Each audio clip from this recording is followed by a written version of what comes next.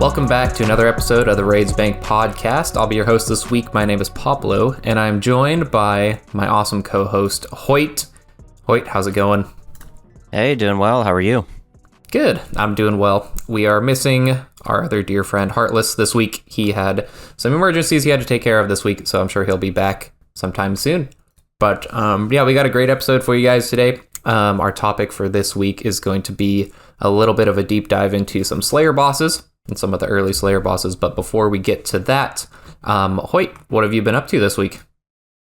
Yeah, this was kind of a big week for me. I did finally publish my first episode of the Snowflake series. So huge. Completion percent, Locked Iron Man, episode 1, The Journey Begins, is now on YouTube. My YouTube name is Hoyt, so Hoyt with 2 Y's. But there's a huge archery company called Hoyt. So it's kind of hard to find. Yeah, I think I've seen their logo or something around, but yeah, they're massive. So if you're into hunting, and you hear Hoyt, you just instantly think of the bows. So a little unfortunate for me. However, if you search completion percent Iron Man, you should be able to find it. The reception's been really, really great. I was you're always scared, you're always nervous, if it flops, it's fine. Who cares about the numbers, but it would feel a little bad to get 200 views on something you spent a ton of time on. So sure, yeah. It's actually been popping off, and yeah, thank you everyone who showed me some support. Now the hard part begins. I have to keep, getting you feel episode committed 2 now. out. Yeah, I'm committed. And the grinds are not going to get much easier. I do have a tough one I wanted to pick your brain about. I'll send you over a link to look at real quick here. Okay. So if you click on that, sort by percent, and you scroll down, you'll see at 55%, there's Shazian Armor 5. So you can smith Shazian armor. 55%? Well, that's down there a ways. Okay. Yeah, I see it. Yeah. You can smith it for 93 smithing. So you can boost at 92. Okay. But I would have to get that before the other ones. If you scroll down, I don't know how it works this way. Because you kill the guards level 1 and then level 2 and it drops the armor. But yeah. For some reason, 5 shows up first. So this is a really gut-wrenching thing, because one of my rules is, rule 3 is I go for things in the most direct way possible, which means I should kill guards until I get 5. However, rule 4 is avoid all accidental clogs at all costs. Right. So this is where the subjective nature comes in. Am I weak and cheating if I don't go get 92 smithing? I mean, I'll do it. 92 smithing but on a hardcore. Want that? And it's only a little bit further down. There's 5. There's some shared clue rewards in between. So, but I don't. I'll just say I don't think I'm gonna do 93 smithing. But should I consider that?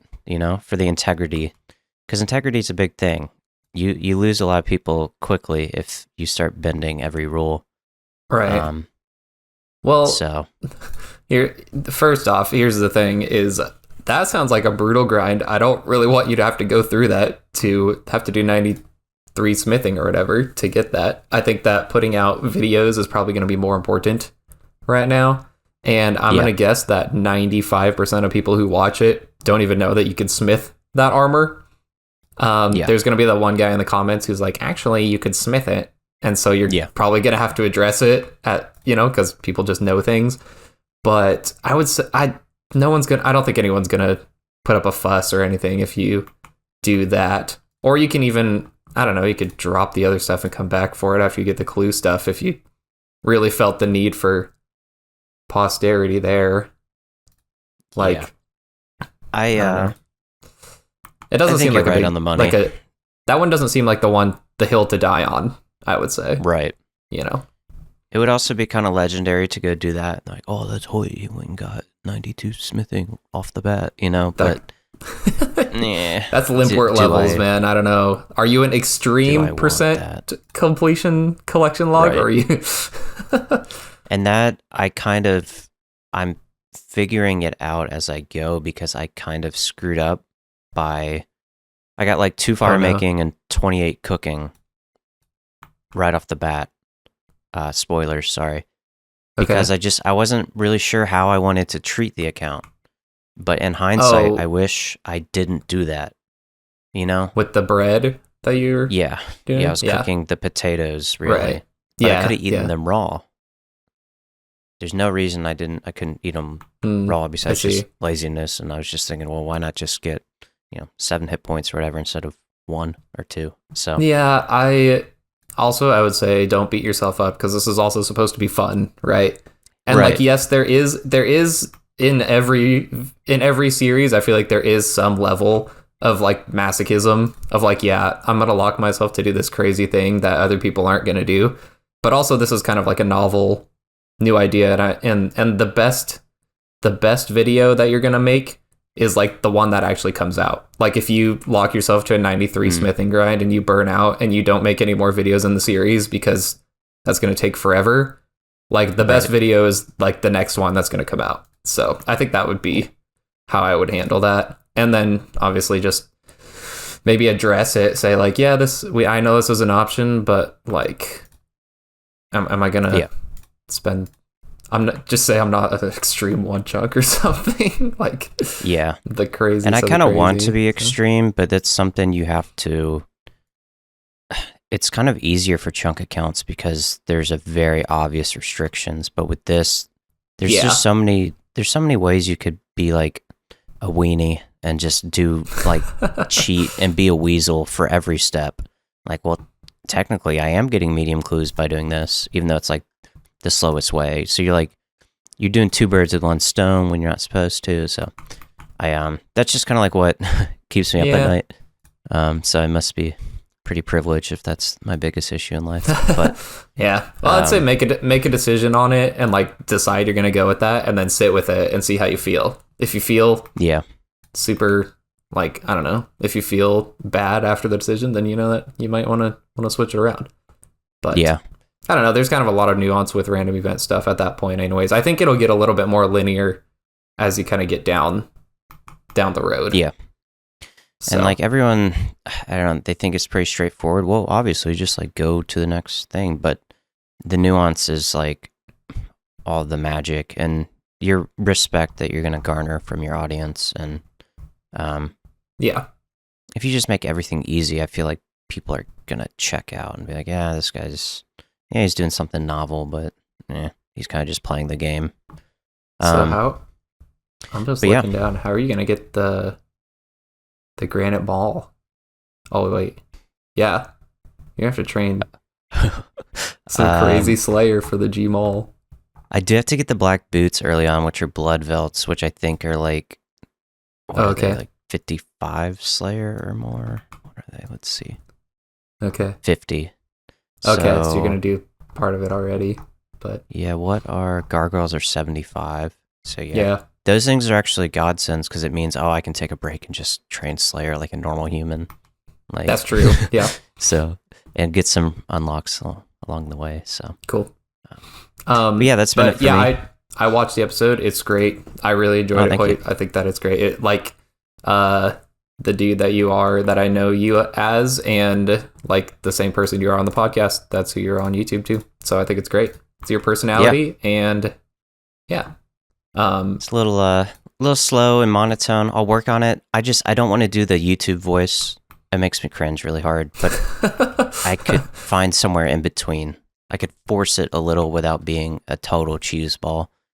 But part of it is also you get the monotone voice that kind of soothes you to sleep and rocks you into, meditation on the second monitor. That's right. Because that's that's all I'm trying to make. ASMR YouTuber podcaster. I'm telling you, we're moving more towards that direction every week. Very good. Well, very nice. Yep, it's a great video series. Hoyt, feel free to link it. It's in our Discord as well. Go check that out. Show our boy some love this week. Yeah, thank you.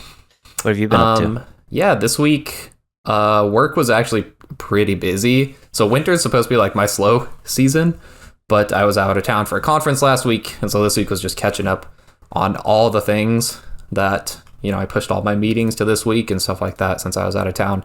So I haven't really been on too much. I guess the major update for this week on the group Iron Man is we have been sending some Doom. We've just been, like, each of us have been kind of going after that, just as fun. I don't know, like 3 of us are doing it now. Nice. And we got our first drop. We got a cloth.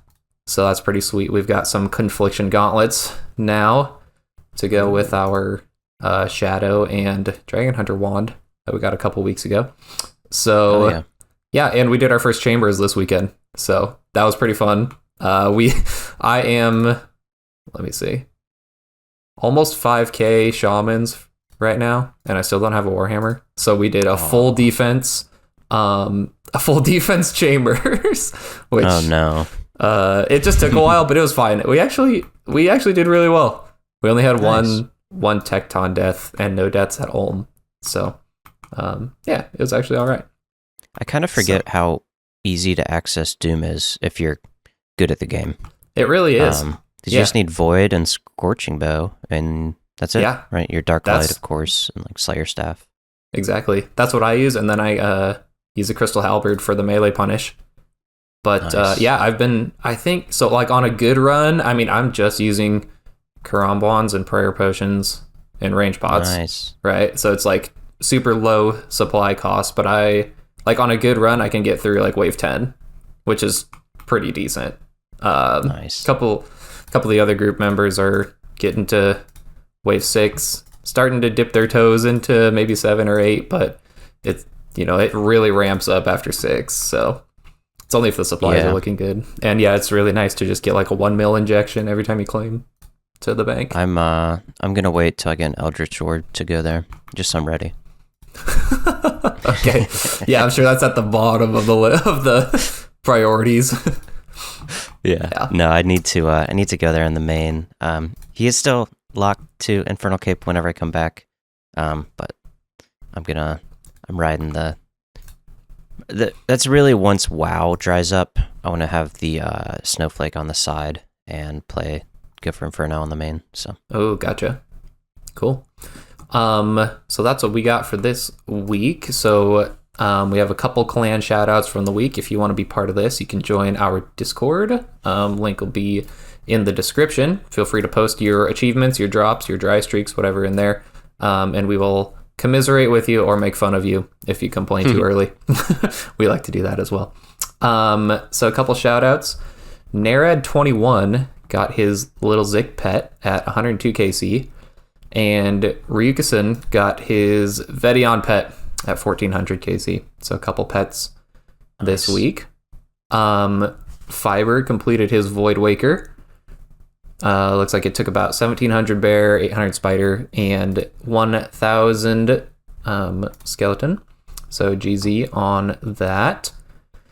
A couple big ones. We got Sir Bad Stew finally finished his Oath Plate on the iron at 1600 KC.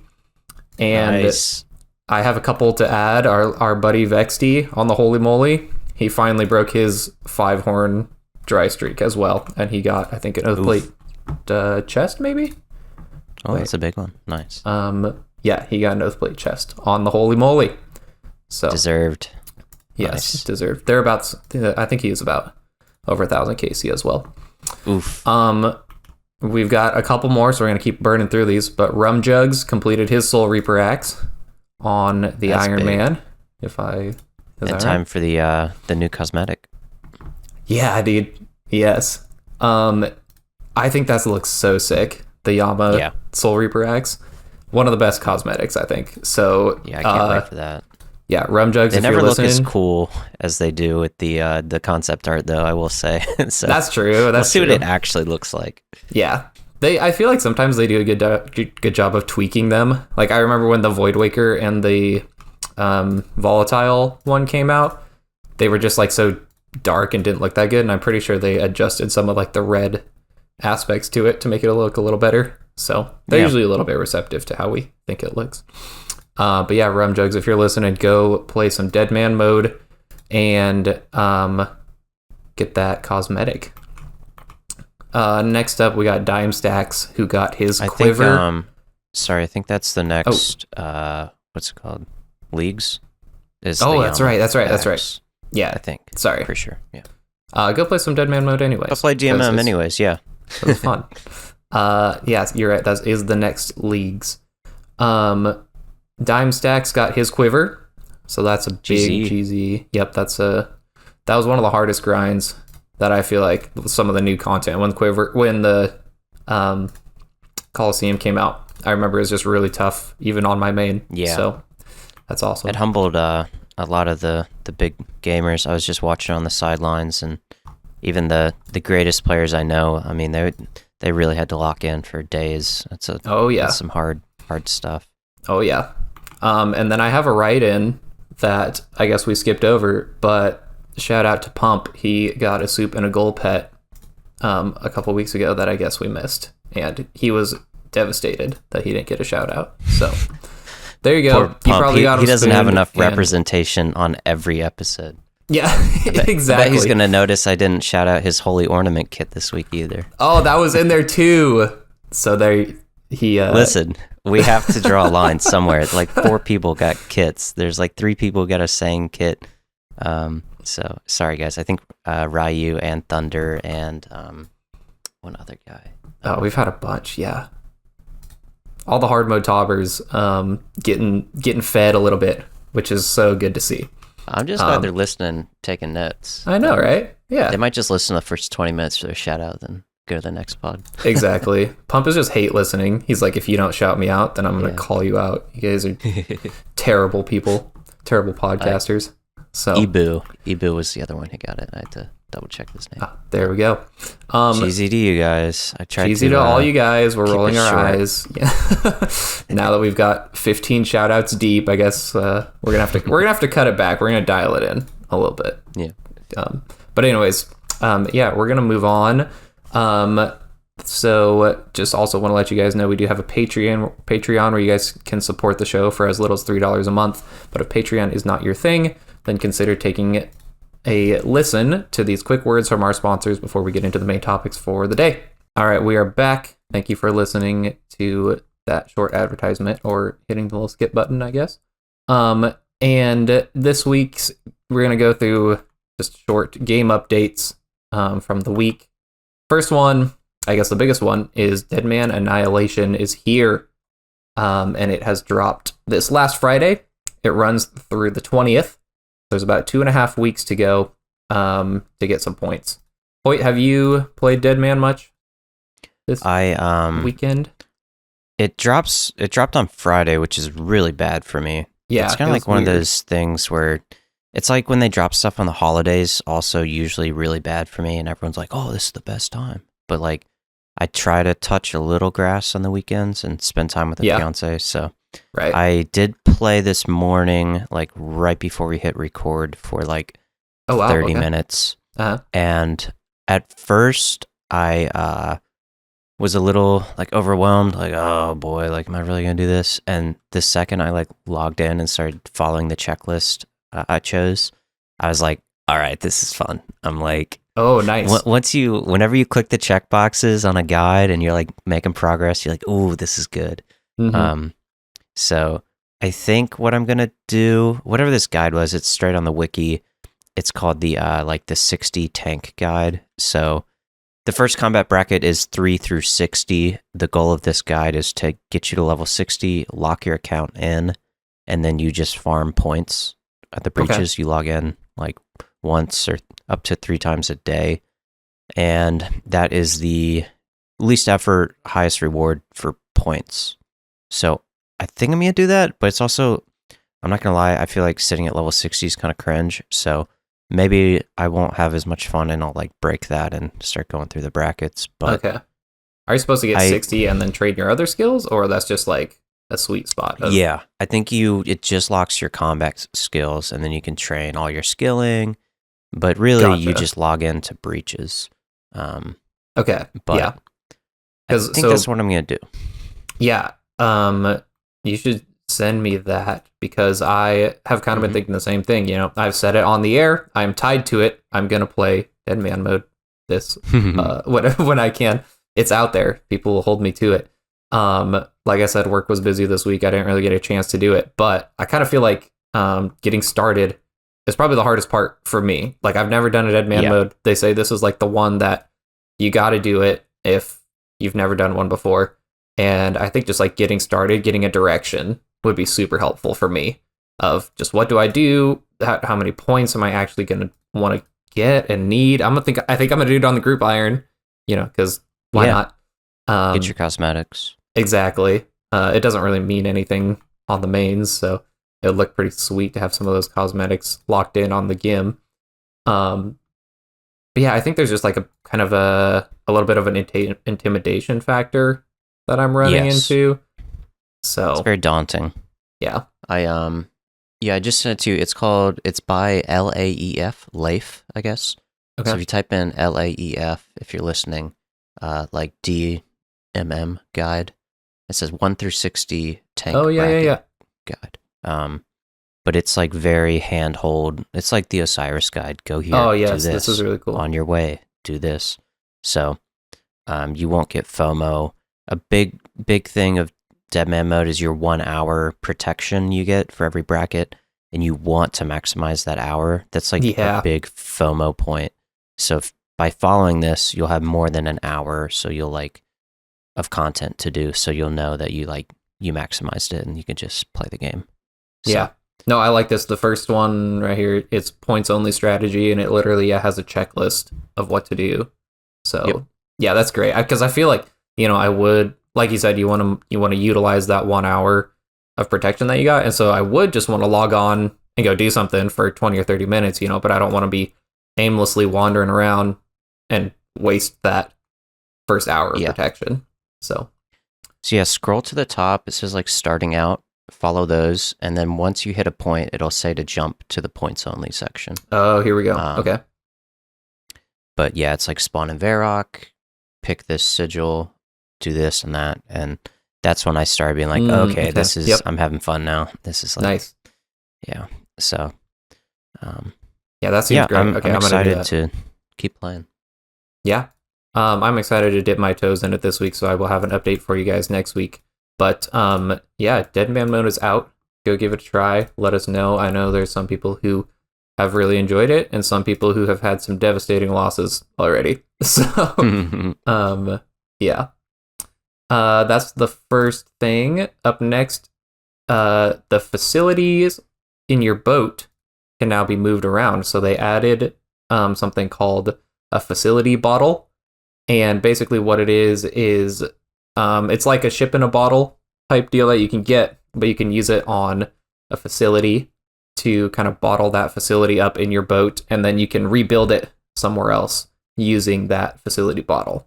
And so each one is untradeable because you can't just go buy a facility, but the bottles themselves are tradable, so you can go buy those. They originally released them as a drop from merchant salvaging, but then people kind of were upset that it's like, oh, well, you can't move things until you actually go and do merchants, and then we feel like we have to do merchants if we feel like we kind of messed up on our boat. So they're going to leave. They added them to the collection log, I think, was the problem. They probably shouldn't have done that, but now that they're on the collection log, they decided that they're going to leave them there, so you can still get them from merchant salvaging, or you can just buy them from a shipwright for like 75k. So they do drop from like 4 different salvages I saw. Okay. So I don't think it's all of them, but for some reason it's 4, and they have different rates. One's like 2k, one's 2.5k, one in 2.5. So yeah, so this was they're pretty decently rare then. Like, yeah, absolutely. You get a couple hundred salvage an hour, so geez. This was so. I'll let you go ahead. No, I was just gonna say that if you screwed up and you built something where you didn't want it, and then you wanted to move it, it feels really bad that you're like, well, now I gotta go do 2k salvaging. It's like adding insult to injury. But yeah, now you just buy them. obviously this hasn't been in the game since Sailing released in November, and I had to move my facilities around, which usually was a teleport focus, which requires a magic stone, which is 1 mil. Yeah. Or more. That's I a think hefty they're just 1 mil. So I wasted easily 4 mil just moving shit around. Oh no. And because I try to be perfect with the layout and loadout, so I had like the spreadsheet up of the perfect position, and if you have to move one thing, you probably have to move like 2 or 3. So it was ridiculous that we couldn't without deleting and receiving nothing back. And then the fact that they heard us and then consciously decided to put it as a rare drop, like a basic quality of life feature. Yep. It was just the most tone-deaf thing ever. And I try not to shit on Jagex, but I genuinely am wondering what the hell they're thinking here. Thank goodness they acted quickly and just added it for 75k. That's perfect. It's enough money to hurt, but not to matter. And and leave it for the cloggers, no problem. But it's also like the ship in a bottle. Like, who the hell, like, the ship in the bottle is a collection log, and it's completely useless. Yeah. I mean, you just pay the fee and move your boat. Don't get it. So other than settled. Other than settled. You haven't seen his video. He used one for his sailing log Iron Man. An episode off or episode and a half. That's not a spoiler, so don't worry. All right. Anything else on facility bottles? No, I did want to jump back. Deadman, a few things. Sure. Breaches. If people are wondering how often or whatnot, because those are the big point things. It's 3 times a day. I'll tell you the times in Eastern, and you can adjust because they give them in the universal time code. So Eastern time, it's 5 a.m., 2 p.m., 9 p.m. Eastern. So 5, 2, and 9. So they're spread out. Obviously, most people in my time zone aren't going to do the 5 a.m., but you know the Brits and whatnot will be on. And then there's this weird interaction that they put. I don't know if it's weird. It's probably every Deadman, but the way Deadman works is you play this temporary account, and then it moves to this permanent Deadman world. So a lot of people don't realize this because no one plays it, but Deadman is a permanent game mode. And on World 345, if you played the previous Deadman, your old temporary account now lives on World 345, which is a permanent Deadman world. You have to log into that, go to Nigel in the Lumbridge graveyard, talk to him and say, hey, I want to use this account. It's okay to wipe it of all of its items and stats. Otherwise, you can't use that account for the new Deadman Annihilation. So, basically, if you played the last Deadman on the same account, just log into World 345, go to the graveyard, talk to the Deadman points guy, and just press yes a bunch of times saying it's okay to wipe your account. Because otherwise, without your consent, they would just clean your account that you might have cared about on this permanent world. So, right. And then to play this new one, you'd have to use a new account. I guess so. I don't know what the alternative is. If you're just locked out, or if it just won't progress over. I don't know. But yeah, just wanted to clarify that because it's a little confusing. Yeah. But well, thank you doing our due diligence. There. You got anything else on Deadman that I might have skipped over? Nope. Okay, perfect. Next up, wait, I want to see how you feel about this one, but I was super excited. They were finally adding an empty containers button, and like they said on the blog, it's been like 9 months since they had mentioned it. And so in your bank, you got your deposit inventory, your deposit gear, and then they wanted to add a deposit containers to take stuff out of fish sack, herb pouch, or fish barrel, herb pouch, log basket, stuff like that. And in doing so, they didn't tell us, but they reworked a bunch of the bank UI. They moved a lot of the buttons around, and so they have sorry, they have the empty containers button now, but everything is all shifted and moved around, and it was kind of annoying to me. Yeah. Do you find it the same thing, that like this was kind of out of left field? Yes, and it was. This was clearly someone's like hobby project they have been dreaming up on every game jam or whatever they call them, their free time, and they just pushed it in under the guise of this empty container thing. Yeah, totally. A couple weird things, like the wrench icon used to be top right, now it's top left, and vice versa for your worn items. Yeah. And also the bank deposit box, the deposit inventory button has been switched for deposit worn items. So anyone who uses the deposit box gosh. now is banking, and you can't turn it off either. Let me triple check here. That is so troll that they just swap those around. That's like when they did that for Tob. They did the same thing. Yeah, with Tob, yeah. With Tob, like delete or something. Yeah, they moved the discard item. They swapped the discard items with bank items. And I know we had people who freaking threw away their loot because they were just hitting the bank item out of habit. Yeah, so I will say I think the community overreacted with the visual update, but I think Jagex needs to immediately go switch the buttons around that have been changed, especially the bank deposit box one. I also have the deposit inventory button or deposit equipped items button turned off in the settings.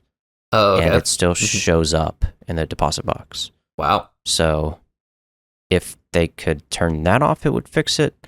Right. And then lastly, it still doesn't work for equipable storage. Right. And thankfully they are going to bring it out next week. But that made me laugh so hard because you cannot. Thank God that they said next week they'll have it, because it has been so long that equipable, the log basket in particular, has never been useful, and it's just offensive. So yeah. What do you think? My pet peeve with the bank UI thing is that this is the group Iron Man storage button. They moved it to the bottom left, but then when you're actually in the group Iron Man shared storage, then the back to bank button is still in the top, and it's still in the top left. So they moved one, but they didn't move the other one. So it's like they're inconsistent now of where you go back to your bank versus the group storage. And they switched all the numbers around and stuff. Anyways, it's throwing me off, but I'm sure I'll get my muscle memory back. They did say that they did it just to make it a little bit more, new user friendly, I guess, is why they did it. Made the buttons a little bit bigger, just move stuff around to make it, I don't know, more clean, I guess. But I think that was pretty much why they decided to do it. So, and I hear them. A lot of people, like, they don't know what banknotes are. If you have no friends who play the game, no one to talk to, and you're just a total complete noob, and you play this game, you're like, what the hell is a note? Like, what is this? Is it a real item? Is it fake? It's very bizarre. It's not a common thing. So their whole thing was, well, if we make it an icon in there, people might, So I get that. I think this is a bit of a reach, I know, but bear with me. I think this is kind of indicative of a common loop we have with Jagex. They pull us on one thing, we give them an inch. And in their defense, I believe they've shown us pictures of this. At least I'm pretty sure they have, so it's still kind of on us. But what it feels like is different than reality. What it feels like is we give them an inch, they take a mile, and then they say, hey guys, we don't want to respond too quickly, so we're going to leave it in, and we're going to ask you how you feel about it after a couple months. So now we're just stuck with whatever slop they've churned out. And then they hold it against us, this whole polling system of, 9 months ago, you guys said it was okay. It's like, that was 9 months ago. We haven't seen it, and you didn't do anything. It's just, and in the office that this is probably brought up, like, should we bring it back up again? And there's someone just sitting at the cubicle like, nah, fuck them, they'll be fine. Like, they might react for a couple days. Like, It'll be fine. Let's go home. It's 5 o'clock, Yeah. so Well, if they would have I pulled, get it, should we but- switch around all the buttons and change the sizes of them in the bank? I don't think people would have been too happy about that. But no. happened anyway. So I don't like that, and it happens a lot.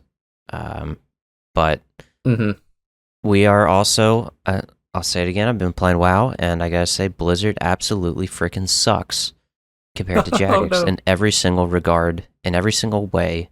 You don't know a single mod's name. They do not care about their players to an egregious point. So when Jagex makes minor mistakes, I do try to remind myself of it could always be much, much worse. Okay. And all things considered, we're very lucky and blessed to have this team. That doesn't mean they're incapable of making mistakes, and this one was definitely like a forced, shoehorned update that was pushed. That is true. Like, what the hell is this? So, speaking of updates that they slipped under the rug, there's one that they threw in here at the end. Some wilderness adjustments that I know did not go over super great, but they made it so that entering the layers of Callisto, Venenatis, and Vedion now need the medium wilderness diary. If you had a Slayer task for it and you can't finish your Slayer task because you got locked out, then just speak to a Slayer master and they'll cancel it for you. And then the demi-bosses, RTO, Spindle, and Calvarion, you now need the hard wilderness diaries instead of the medium ones. So they basically bumped them up a tier and added the medium requirement to the big bosses. And this didn't go over well in a lot of restricted account communities. Yeah. This seems like one that they said, I think that they meant it to like combat bots, but it affected players a lot different way than they're expecting. I think, were we talking about the 807 accounts on this last week? Our friend Traditions. Yeah. So I know that it really screwed up his account because the hard wilderness diaries, even medium wilderness diaries, I'm pretty sure you need like a smithing requirement in order to go kill the bosses, right? And so now it's like where his account, he had just gotten a Void Waker piece, I think is what we were talking about. And now for his account, basically they locked him out of the rest of the content because not going to train smithing. The point of the account is to only train combats and Slayer.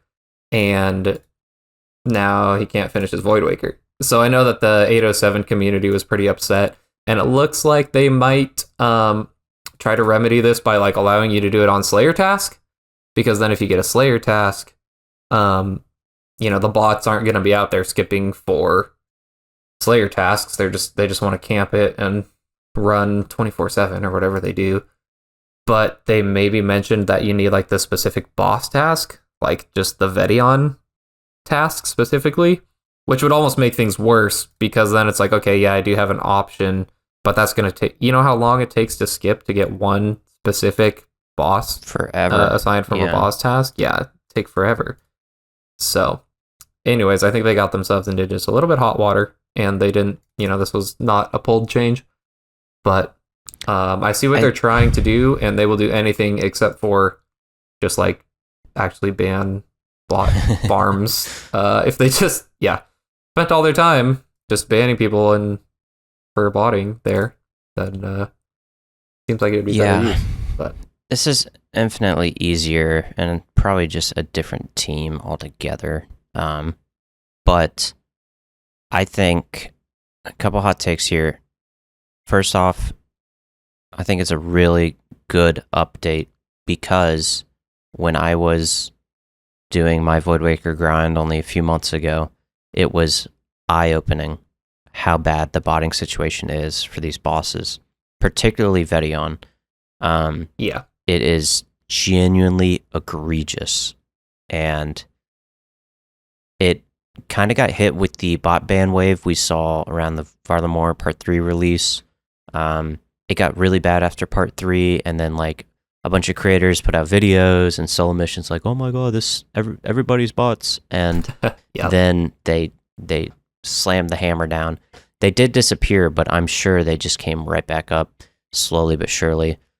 But the 807 community, which is extremely small, most people don't even know that these accounts exist, but they still exist. And as an Iron Man, I try to look out for other restricted accounts when they get shafted. I mean, these guys just got boned. There's now a divide between accounts with the Void Waker and accounts without, and that's effed up. But I'm gonna be that awful prick who says you chose a game mode that's not officially supported. It's like, and at any given point this could happen, and it's just straight up bad, unfortunate luck. But whenever it's a community made game mode that Jagex doesn't really support, you just happen to create it, you run a very high risk of getting shafted here.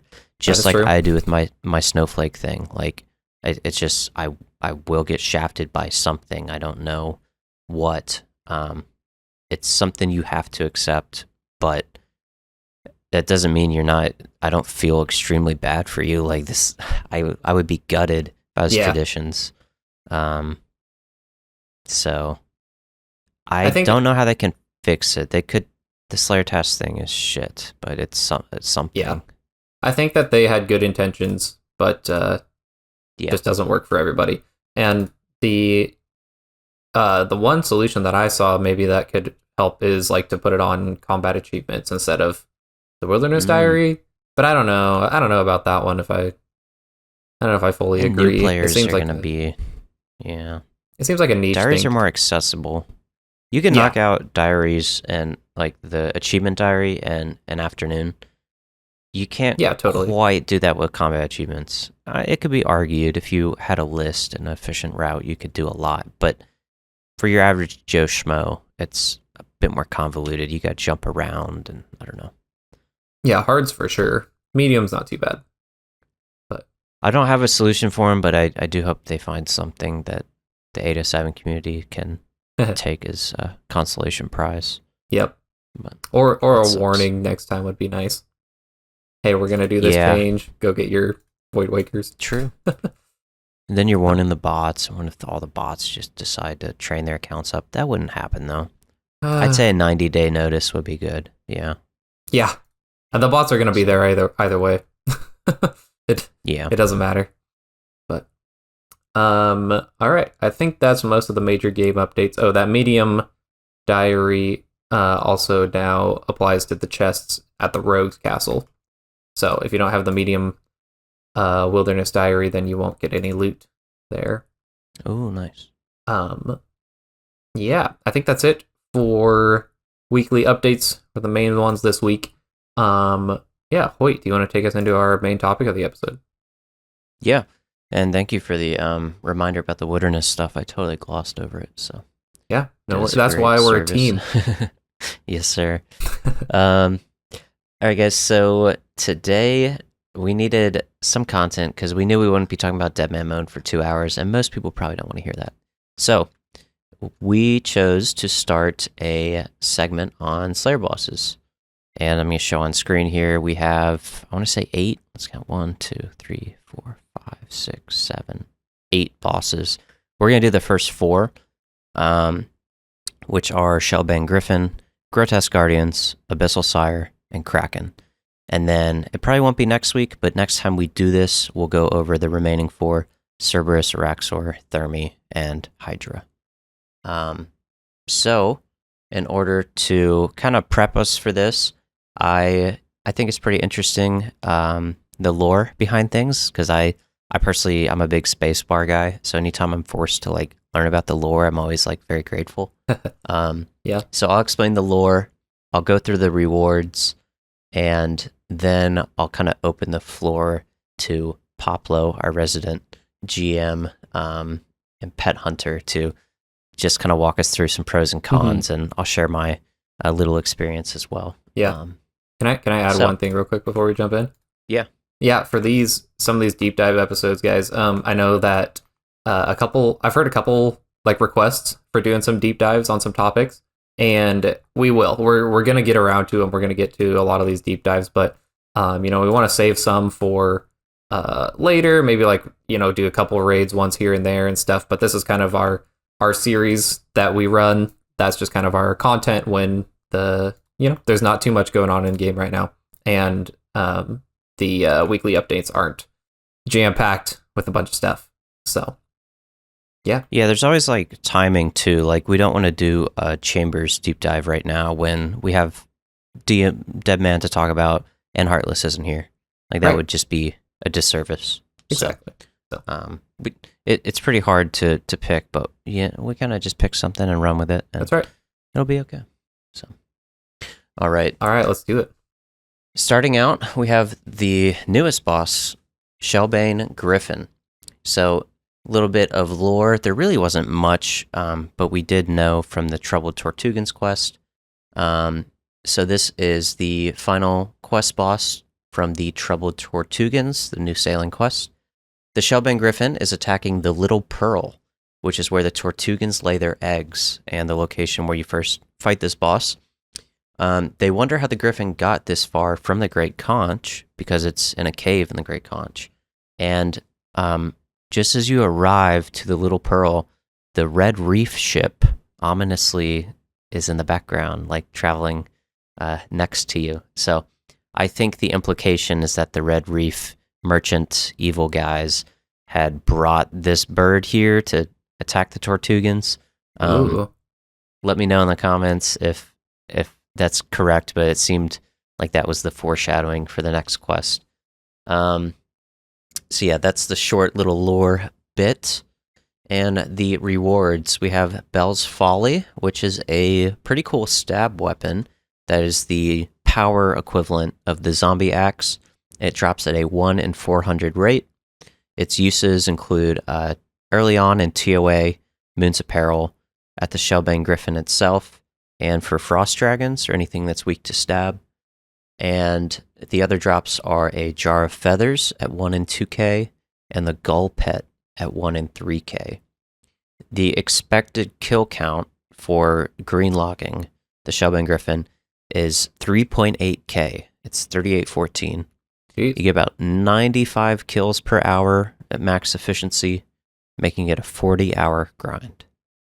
So, Poplo, I know you don't think very highly of this boss. I've got a... What are the pros and cons? You got your pet, right? No. No, not yet? Okay. I'm almost 1,000 KC. I haven't done a ton of skipping for the tasks, but yeah, I've got like 1,000 KC there. There's not much to it. Let's see. So first off, I want to say caveat here.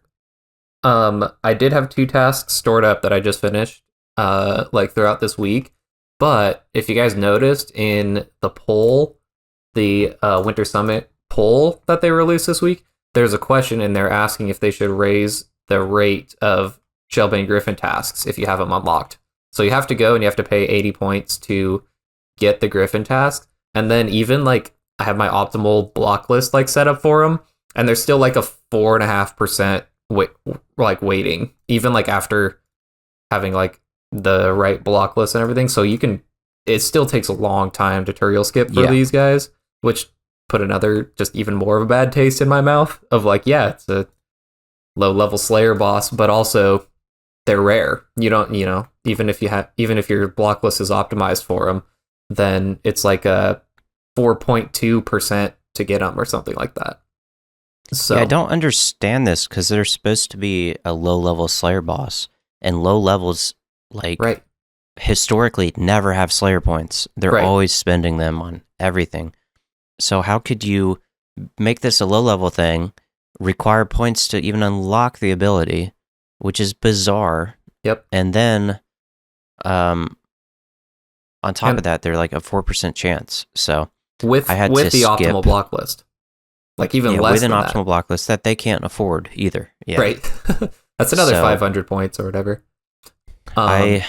We had a bingo tile that I did for the a rare or a unique from Shelbane Griffin. So I had to do the skips, and half of the fight is just getting the task because they're so freaking rare. Yeah. And I'm sitting there with NPC contact and like a full, not BIS, but efficient setup with every teleport, one click, and it took forever. So yeah, it's stupid. like the task takes an hour to get, and you can do the task in an hour and 15 minutes, or sometimes the task takes longer to get. So. Devil's advocate, what were they thinking that maybe they don't want to give veteran players this new newbie task so they could block it? I guess, yeah, if it was too high of a rating, then it would be annoying and feel like it would take up a slot on the block list that maybe you wouldn't do otherwise. But the thing about it is, you have to pay 8 to unlock it. So if you didn't want it, you would just like re-lock it. You just wouldn't be allowed to get them assigned. So just weird. It doesn't really make sense that way. Yeah. Anyways, the fight, there's not much to it. I guess the cool thing is there's a new mechanic that we haven't seen before. It's got like a knockback attack that it uses, and it like calculates how much your gear weighs as like whatever is in the equipped gear. And if your equipped items is less than 40 kilograms, it'll actually like knock you back and hit like a 25 or something, like up to 30, I think. And so you sometimes you want to prioritize having heavier gear rather than having like the best gear. So that's why from the quest you get that what's the Tortugan cape or whatever, the turtle shield. Yeah, the shell back, yeah. Yeah, the shell that you wear on the cape. Like sometimes it's better to bring that than it is to bring like your infernal cape, because that adds a bunch of weight, and so you won't take as much damage there. It's called the Tortugan Shield, except it's a cape slot. Except it's should just be the shell. But yeah. That's all it is. So there's not too much to the fight. It just attacks with melee. It's got a couple special attacks. It does, I'm gonna be honest, it's got one attack, I should probably look this up, that it like spits acid at you and then it hits you, but I don't actually, it looks like a disease splat, like it's like a yellow, but I don't actually know what it does. You have to move one tile and it falls off or something. I think you have to take off your gear. Oh yeah, you do. Yep, that's what it is. Which is dangerous because you might just get slapped back because your weight is suddenly gone. It's not your inventory weight; it's your equipped weight. So, yeah, I do recall trying to like take my gear off, but it wasn't always worth it. I think you can bring like a Samfew or a Relicillum's Bomb or something, but most people just go to their house and hit the pool. Okay, so you take 3 to 12 damage 6 times. So it could be all the way up to 72 damage total, but it scales off of how much you weigh. So if you weigh a lot, then it's going to be only 3 damage, so you're only going to take 18 damage total. And like I said, yeah, if you unequip all of your items that you're wearing, then it'll remedy it. Or yeah, I think you can cure it as well.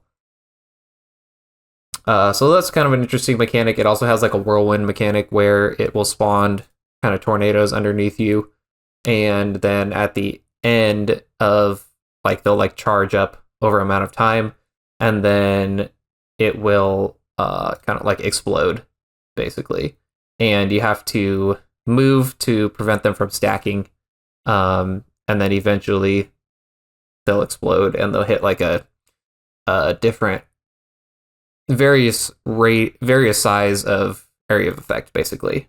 So that's kind of the whole fight. I don't know if I explained that last one very well, but part of the nuance to this boss is like you can kill it super fast. And so if you're in there like with a maxed main scythe, stuff like that, you're probably ignoring a lot of these mechanics just in general because you kill it so fast that it doesn't really even matter to you. So a couple of things I noticed: the tornado attack that stacks under your feet, you can hang out a lot longer than you think. what I read like on the wiki when I was learning this boss is the safest thing to do to avoid every mechanic is to move in between every attack or just keep moving. And that can be hard on the wrist, and it's also unnecessary. So if you start to learn the actual mechanics, and you notice that a tornado or whirlwind, whatever, is generating under your feet, you can wait until it hits like its 5th size and then move. And I might be wrong on the specific number, but you don't need to leave on the 2nd size or the 3rd growth. You can wait it out quite a bit before it essentially pops and does damage. So there's that. And then also the most fascinating fact everyone learned, that the black mask weighs more than the Slayer helm, even though the Slayer helm is a black mask plus other things. But maybe lore wise, you like chisel the black mask so it loses some weight. But why does that matter? Well, for Iron Men who don't have an extra black mask, or I put mine on my training dummy, which I can't get back. At least I don't think. I think if you disassemble, you don't get it back. Maybe not. It is the difference between bringing a defender or like some shield, because the defender doesn't weigh anything. However, a shield's going to weigh a lot. So that's a big difference in having a defender or not, is having a black mask ready and available in your bank. So it's kind of just a fascinating thing. Everyone learned at the same time, like, why in the world is a black mask weigh more? So that was kind of cool. Random. Yeah, kind of what I do when I kill the boss is I have a heal other spec transfer alt that I did go get 45 sailing on for this boss. Part of why I don't like it. And then I just use max melee, full everything, just tank all the damage. I use I think they're the sunlight moths are the ones that heal you. So I use those just if it looks like I'm not going to be able to kill it, I use a couple of those just to stay healthy and not die. And then just leave the cave, heal other spec transfer, and go back in. So why do you use those? Is there no eat delay? Correct, yeah. No eat delay. They heal for 15, and there's no delay on them. And they're tradable, so I can have another stack of them on the alt, just ready to trade over. So. Nice. I love that. Yeah. I love conscious decisions like that. Like, I'm going to take this worse food because it's like more DPS to eat, because this is a scenario where my inventory doesn't matter, because I can get my alts to heal me, or I can, a lot of like Iron Man, the strat is to like keep going to your house and refill spec.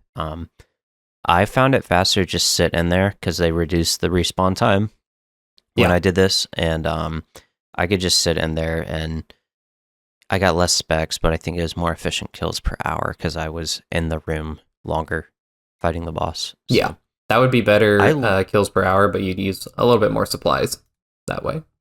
That's true. Yeah, maybe the early game Iron Man would go back to the house a lot, because there's a fairy ring right outside the entrance if you've never done it. So it makes it very convenient.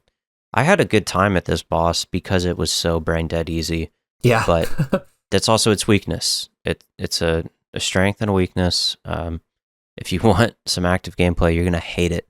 But if you want to just see the KC number go up and maybe get a big jar or pet drop, then it's pretty chill. So. Yep. For reference, my PB is 16.8 seconds. So. Hell yeah. Yeah, mine without a scythe is probably like still under 30, so it's very fast. Yep. So. I wonder if I can check actually. PB. Yeah, if you go to your... I just went to the collection log, and then you can pull up your combat achievements tab for it, even though there's no CAs. Oh, my PB is 30 seconds. I was right. Nice. All right. Anything else on the Shelbane? Nope. Pretty simple, pretty straightforward. But yeah, I'm gonna just, I guess personally, I'm gonna hold off of killing it for a little bit, just in case they decide that they're gonna increase the task weighting on it. I'm gonna spend my time doing some other stuff just in case that update does come out. And it seems like that could be one that could come out in a week or two. Like normally they're pretty quick on those kind of turnaround, small update type deal. Doesn't seem like it takes a lot of back end. So if you're thinking about grinding this pet, maybe hold off for a week or two just to see what they do if they increase the rate on it. So, yeah. that's all I got. Very good. Yeah, that's what I would do. I'd avoid anything like that that could be easily fixed, and it's just pretty in a bad spot. Yep. So, all right, up next, we have a big lore deep dive. Ooh, So boy. buckle I'm in. excited for this one. Yeah, we have the Grotesque Guardians. These are the gargoyle bosses at the top of the Slayer Tower. So, the wiki provided a nice little lore segment with a lot of things I didn't know. So, I'm just going to read it out to us. A Dorgeshan goblin during the God Wars left a written record entitled The Living Statues, detailing their account of how the Grotesque Guardians, as well as the Guardians on the top floor, came to be animated. The animated statues were created by the Bandosian general Snarldor during the God Wars. Bandos sought to bolster his troops with more durable fighters than the goblins he'd been using, such as the Dorgeshan. He sent Snarldor and a group of goblins to the Slayer Tower, known as Vagora's Folly, to achieve this. Creating an incantation circle with stakes made of Bandos' metal, the same metal used in Bandos' armor, along with a large hunk of tourmaline, Snarldor performed the ritual at high noon, instructing his soldiers to strike the bell once the tourmaline core began to sink into the floor. When the bell was struck, a surge of black energy pulsed from the bell, causing the statues on the rooftop, as well as the lower floors, to come to life. Snarldor proceeded to order the Guardians to fight for Bandos, attacking the forces of Armadil, Saradomin, and Zamorak. Upon the mention of the last name, the two gargoyles immediately tilted their heads, which Snarldor believed to be having gained their loyalty. Snarldor's assistant, a Dorgeshan goblin, knew otherwise and tried to warn him of it, but the org threatened him. Before Snarldor could finish his threat, he was immediately swept in a blur as the two gargoyles began fighting him, swatting away his orc soldiers who tried to beat them off their general. Exchanging strikes mid-air, Snarldor managed to break one of Dusk's wings, but fell to the ground, while the Guardians returned to the top of the tower. After getting up from the fall, Snarldor called for his soldiers to retreat. Today, the Grotesque Guardians remain on the rooftop, the entrance to which is locked. So basically, This Bandosian general wanted better fighters than the Dorgeshan he was using. So he did this evil spell in order to bring to life the Grotesque Guardians and the Gargoyles. However, when he brought them to life and told them to attack the other gods, they kind of twisted their heads and kind of claimed allegiance to Zamorak, probably because it was some dark magic spell. So, pretty badass, and that's why one of Dusk's wings is like chipped, I think. I haven't looked at the model, but I think it's kind of asymmetrical. One of the wings is a little messed up. Mm-hmm. That's from Snarldor. Just some pretty sick lore. That is really cool. Surprising me that one of the goblins could do that too. Could do that to one of the gargoyles. Yeah. Pretty sweet. So yeah, that explains also the whole noon and stuff thing. That's when the spell was cast. Oh yeah. So at high noon. Very cool. So I'll go over the drops really quick. We have granite dust, which is used to make granite cannonballs. And these are just improved cannonballs, not for sailing, but for the Dwarven multi-cannon.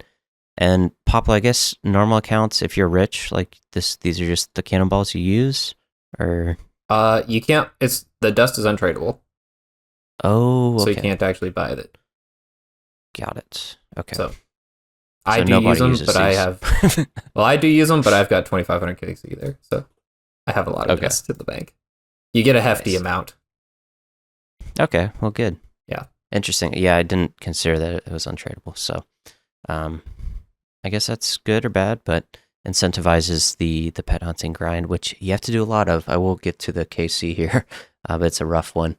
Up next we have the Granite Maul, which is not unique from here. It's also dropped from the Gargoyles, but it's mostly used in PKing for its spec. So you'll see Travesta and Oda and Framed and all them using this weapon a lot. That's about all you ever see it for. Then we have the Granite Gloves, which are similar to Adamant Gloves, but with better crush bonuses and melee defenses. Not really used anywhere. I think one defense builds can use these sometimes without doing quests. But in general, you don't really see Granite Gloves. The Granite Ring, which can be imbued to double its stats, is a ranged defense ring. And again, isn't really used anywhere. You don't really need ranged defense, but there's a couple of things like in DKs when you're trying to tank one specific one, or the Spinelips use range, so you can bring this when you're killing Rex. Yeah. And then we have the Granite Hammer, which acts as a rock hammer, which you need to kill gargoyles, and now has a 30% Golem Bane effect, dealing 30% extra damage and accuracy against all golem-type creatures. This includes gargoyles and some random golems throughout the game from quests. It also, I was looking at the wiki, and there's some golems in the Karazi jungle from Dragon Slayer 2.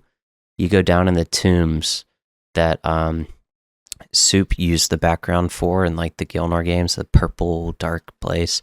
It's got these crazy golem models. I've never... Like, obviously, we've done DS2, but you forget about it. Yeah, but there's golems down there. I don't even remember them. Yeah, they're crazy looking. And then there's some in Camdazal, has like the rune golems, or the like rune essence golems, or chaos golems. And then there's the runite golem in the wilderness resource area. But let's be real, you're just using this for the gargoyles. And then getting to slightly useful things. Well, the Granite Hammer is very useful now. Super good to get. The Black Tourmaline Core. This is used to upgrade the Bandos boots to Guardian boots, which are tied with the Echo boots for the best melee and range defense bonuses. So the Guardian boots are just goated tank boots. But it's pretty rare to get the Black Tourmaline Core. Yeah. That I also learned. Yeah, so the core, you make the Guardian boots, and then you need to use Echo Crystals on those Guardian boots to make the Echo boots. Oh, okay. They give more prayer and the recoil effect. Yeah. I'm pretty sure. And then back to the lore, the Snarldor created an incantation circle with stakes made of Bandos metal and a large hunk of tourmaline. So this is like, that explains why it's Bandos boots, because it's Bandos metal. I always wonder how they were linked. Oh, yeah, that doesn't make sense.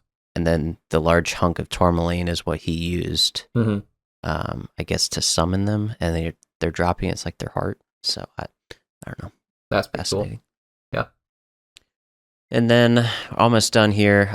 We have Noon, the pet, at a 1 in 3,000 rate, and the Jar of Stone at a whopping 1 in 5,000. The effective or expected kill count for green logging this boss is 6143. So it's 6.1 thousand kills with 34 kills per hour efficiently, making it a whopping 180 hours to complete. So this is a doozy. That's a big one. Yeah, now that I've exhausted us, Poplo, what are your experience, thoughts with Grotesque Guardians in general? Honestly, I like this fight. I did it quite a bit. I remember when they first came out, my best in slot was Armadillo, top and bottom, and a blowpipe. And I don't remember what melee gear I was using. I don't think I had a scythe back then. But I remember when they first came out, this was a pretty fun boss. Now, I haven't done them in a long time, but things have definitely changed. So kind of best in slot right now is, well, I guess the way that the fight works is you gotta, so Dawn flies, and so like it's kind of like a 3-phase fight where Dawn is flying and Dusk, I guess, is the melee one, and you have to shoot down Dawn with range. Now you can use a Venator bow to kind of bounce it back between the range one between dusk and dawn. You can use a Venator bow, so that makes things a lot quicker. And then once she gets to 50% health, she'll fly away. Then you have to attack Dusk, the melee guy, and basically just scythe him. He doesn't have much defense, so you can kind of mess him up. And then once he gets to 50%, then Dawn flies back, and you have to either kill her quickly, or she will summon these 3 orbs that will kind of charge up over time, and they will heal her if they get to like full capacity. So you can either try to kill her quickly, or before the orbs get all the way charged up, or you can kind of absorb them by running around the room and picking them up, but that also will take time away from the kill. Once she dies, then Dusk kind of like absorbs her essence and like gets a second wing, basically, and then becomes supercharged a little bit, and then you have to finish him off with melee. Like Hoyt said, you need a granite hammer or something, or a rock hammer to crush them both at the end of the kill. But yeah, really fun fight. So right now, best in slot is just like Scythe and best in slot range. Blowpipe and Venator bow are going to be best there. Blood Fury is super good here. You basically don't need any food if you're using a Blood Fury and a Scythe. You can just stay there pretty much indefinitely. They drop a lot of boost potions too, so they drop a lot of super combats and raging potions. And so if you're going for a long trip, like if you're pet hunting here, you would probably want to use Blood Fury and then bring a stack of crystal dust, because you can just pick up the super combat doses and the range doses, and then you can just combine them with your crystal dust to make more divines. And then basically all you'll need is like prayer. They drop a bunch of prayer potions as well. They're pretty common, and they don't use a ton of prayer there. They drop mushroom potatoes, brews, stuff like that too. So they're pretty heavy on the supply drop. You can stay there for a very long time, and that's even one of the CAs, I think, is to get a bunch of kills there without leaving the instance. So trying to think, they're kind of, yeah, in order to unlock them, you have to get a brittle key. Yes, the brittle key. I couldn't remember what the key was called, but you have to get that from the gargoyles in order to unlock them.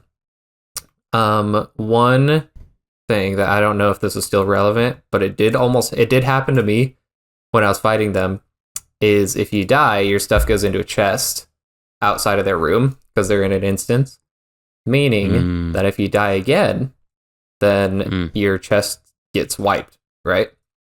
So yeah, what happened to me was I was killing them and then I died, as everybody does at some time. I've never actually died in the game, but might have happened. And then make sure you grab either your Slayer helm or a nose peg when you're going back up, because I went up to the aberrant specters that were up there without a Slayer helm on or the nose peg or anything, and they drain your stats like super fast. They drain all your run. They drain your stats like super low, so like you can't really use a telly or anything, and they have a guaranteed hit if you're not protecting yourself from them. And I don't know if this is like happened to other people, but it almost happened to me where I almost wiped to those aberrant specters. I barely made it up the stairs with like 5 HP or something like that, with all my stuff in the chest. Oh yeah. So there's now an agility shortcut, but I don't like know all the way to level. the top. Does it go all the way to the top? Okay. Yeah. That's how long it's been since I've done it. But now that when it came out, everyone was like, "Oh, thank goodness, this helps like people running back with the aberrant specters," because people AFK and just die to the normal gargoyles too. Right. Yeah. So I don't know the level though. I can find out right now. Yeah, if you don't have that level to do it, then that's the Ooh, it might be like 81. I think it's pretty decent. Yeah. That is silly. So yeah, people dying here are not going to have 81 agility. Right. That's silly. So Okay. just make Well, sure you bring a spare Slayer helm, or at least I think it's a nose peg when you're running back up there, so you don't die. that was a big shout. Yeah. Yep. Did you cover the Noxious Halley tech here? That's new. No. So, a couple months ago, or this year, last year now, they made the Noxious Halberd work for flying creatures, and this is when all the Zulrah tech came out. But at the same time, it worked for Grotesque Guardians, and it's certainly not better than the Scythe and Blowpipe switch, or is it Blowpipe or T-Bow? Blowpipe? Yeah, the best way to do it is a combo of both. So use Blowpipe until Dusk gets in range for the Venator bow, and then you'd switch. Oh, the Venator bow. Yeah, I forget about that one too. Yep. Yeah.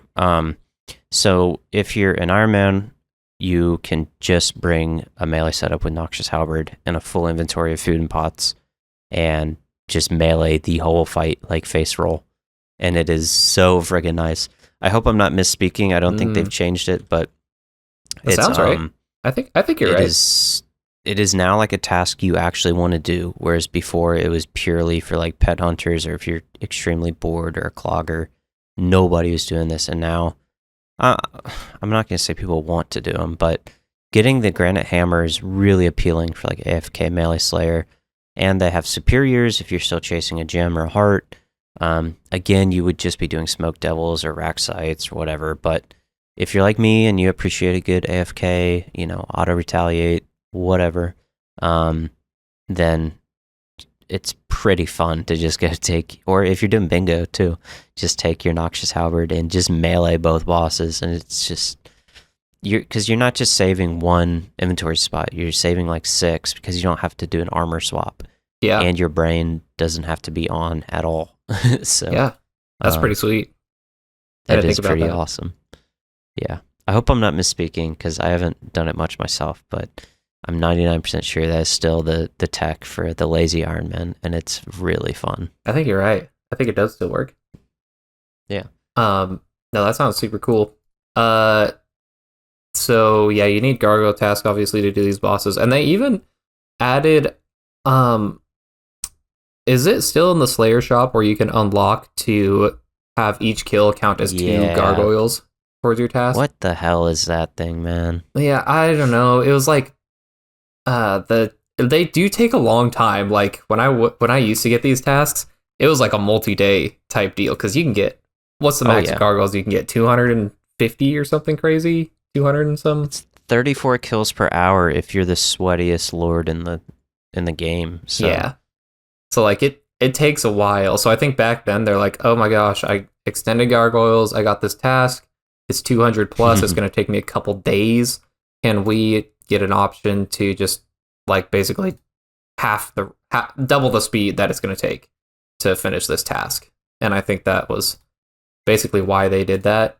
And then it wouldn't feel like you could, you had to kill 100 of them and then finish the other 100 and some just on normal gargoyles. But I don't know. It was fine. I didn't use it because I was pet hunting them, obviously. But I think it was just there to appease those people that wanted to do some, but didn't feel like they could do their whole extended gargoyle task at the bosses. They're pretty good XP though. They give pretty good Slayer XP. So yeah, it looks like you can get 250 max. So you're looking at 7 hours. For the most efficient player, it's a 7-hour task. Yeah, max gear, max efficient. 7 hours Slayer task. I think the task unlock again is if you're killing this boss, instead of it counting as 1 KC, it counts as 2. So effectively, you're cutting your task in half if you only kill him at the boss. But it's just a bizarre thing because there's no other task unlock like this at all. But it's a sign of the times that it was created in. And definitely. Yeah, I'm sure Poplo's right on the money. Everyone had these extended because they're good money, good GP, decent XP. And then they're like, what the hell, Jagex? I'm stuck here for a week because I only play 1 hour a day. So I get it. All right. Anything else with Grotesque we should go over? I think that is pretty much all I got on them. All right. Up next, we have Abyssal Sire. I also have a very long lore lesson here. So buckle in. I'm going to sit back and enjoy the ASMR Hoyt lore stream. There you go. I'll clip these and put them into a YouTube compilation. That'll be cool. All right, so Abyssal Sire. Let me start out talking about the Overseer, which is the big guy in the middle who you use to you put your unsireds in the font of consumption. He's that big worm thing. So, the Overseer is a follower of Zamorak. During the God Wars, Zamorak sought all potential allies from the universe. The Overseer and its party headed to the Abyss, but were soon trapped alongside the Abyssal Sires. The Sires created the Abyssal Nexus to sustain themselves in deep stasis. This is why you wake them up when you start. The Sires created... Sorry, reread that. Okay. The Overseer's party died off as time passed, leaving it the only survivor. It would remain in the Nexus for thousands of years and became aware that the God Wars eventually ended. In the year 169 of the Fifth Age, the Abyss was discovered by Zamorakians wishing to make their own runes, as they were sanctioned by the Sire Dominus. The adventurer also discovered the Abyss due to this and headed into the Nexus where they met the Overseer. It promised to create them a powerful weapon, the bludgeon, if they could defeat the Abyssal Sires and obtain some of its body parts. Upon handling the final bludgeon piece, it will create the weapon before stating that humans were still gullible as ever. By absorbing the powers, it claims to have obtained enough power to escape the Abyss and would visit Gielinor in the future. The adventurer remarked about the weapon's appearance, and the Overseer told him that it was a weapon that only a few could rival on Gielinor. Despite its deceit, the Overseer was grateful for their assistance and left behind a tome to allow the adventurer to create more bludgeons if they chose. The adventurer has the option of thanking it or threatening to use the bludgeon on it. The Overseer bade farewell in turn if they were grateful, or promised to see them on the battlefield if threatened before teleporting away. According to the Overseer, the Abyssal Sires are the engineers of the Abyss from a time before the God Wars. As their resources began to deplete and they had no means to escape, they constructed the Nexus and remained there in deep stasis. It's pretty cool. Wow. Yeah. So basically they were like their own race of people that the Zamorakians found because they were trying to create runes because Sire Daman and his followers basically said no one's allowed to make runes, they're too powerful except us or something. So they kind of stumbled upon the Abyss accidentally, and Zamorak wanted them as an ally because they're pretty freaking powerful with the Abyss and stuff. Very cool. So, yeah, the drops. I'll go over these real quick, and then we'll talk about the boss itself. So, the Abyssal Sires, they drop the Unsired at 1 in 100. And think of this as like a unique loot roll. It's a pretty unique boss. No other bosses have a similar system. So, 1 in 100 chance to get an Unsired. And when you bring this to the Overseer at the font of consumption, it will reward you with a 50% chance at a bludgeon piece, which comes in 3 pieces. And if you get all 3, this will create the bludgeon, which is really good in the wilderness and any other... what's good in the wilderness because it's only 1 item, and since you have a protection on like 3 items, it's nice to not use 2 of them for your melee weapon with the defender and like a whip. You can just use 1 of those slots for the bludgeon, as well as the boss is being weak to crush. This is a great crush weapon, and it's good in places like Araxor, Phasanis, a Moxliaddle, and etc. It's not seen everywhere, but where it is good, it's pretty damn good. Especially, obviously, if you don't have a Scythe or an Inquisitor's Mace. So the gap here in cost and benefit is massive. So that's a 50% chance from the Unsired. There's a 20% chance for an Abyssal Dagger, which is a decent stab weapon. You'll get better options with the Fang, maybe even the Bell's Folly. I don't know if it's better or worse. But it's a good strength training weapon because the whip is shared. So if you're like a pure and you just want strength, you can use the Abyssal Dagger. It's one of the best like strength-only training weapons. Overall, doesn't see much use, but I did bring one to TOA for a while until I got my Hosta. Were you main handing it there? I was just for Baba, yeah. Okay. It was better than Bofa, I believe, when I ran the calcs. But wow, really? Okay. Yeah. It's best in slot 2018 Vasa crystals. Oh, okay, yeah. And so the Dragon Sword. Yep. Throw back to me and Heartless using it at freaking Vasa and RCMs. Hell yeah. So yeah, that's the 20% chance from the Unsired. And then you have a 10% chance for a Jar, 10% for a Whip, 7% for an Abyssal Head, which is mostly just used as a red Slayer Helm recolor, and a 4% chance at a Pet. Thus, the expected KC to green log is 2873. So 2.9k kills to green log at 44 kills per hour. So, hold on, let me do that math really quick because I didn't do it. That makes it a 65-hour grind. Not too bad compared to the GGs at 180 hours. Yeah, a third. So, yeah, that was a lot. Poplo, how do you feel about Sire? What do you think? So they recently reworked some of the Sire stuff. That just made it like so much better. This used to be like the most AIDS boss. Like getting a bludgeon was just like such a terrible grind. Trolling. Yeah, like okay, so it was like they reworked it. It looks like April 2025, so just last year.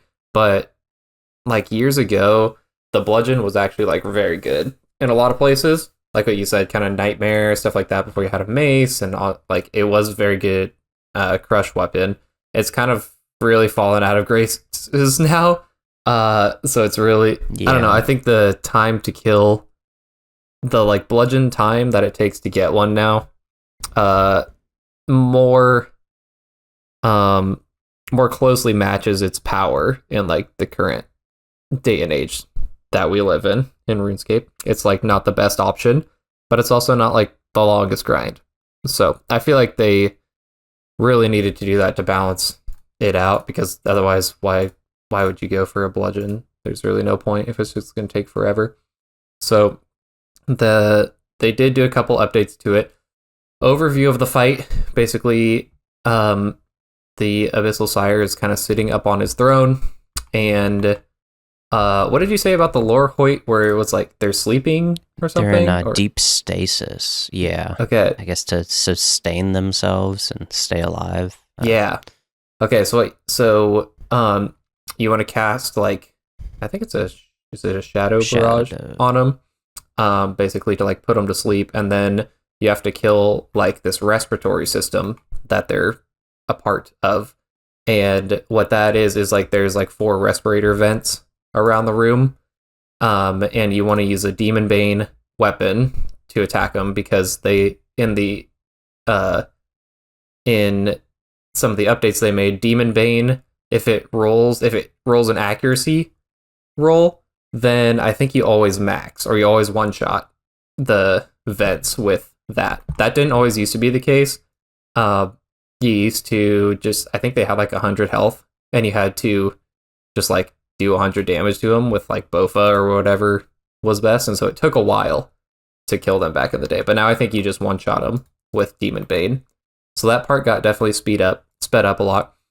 And then after you while you're destroying the respiratory system, there are these tentacles that will kind of slam down on you if you're not staying in like the middle of the room or the middle of the hallways.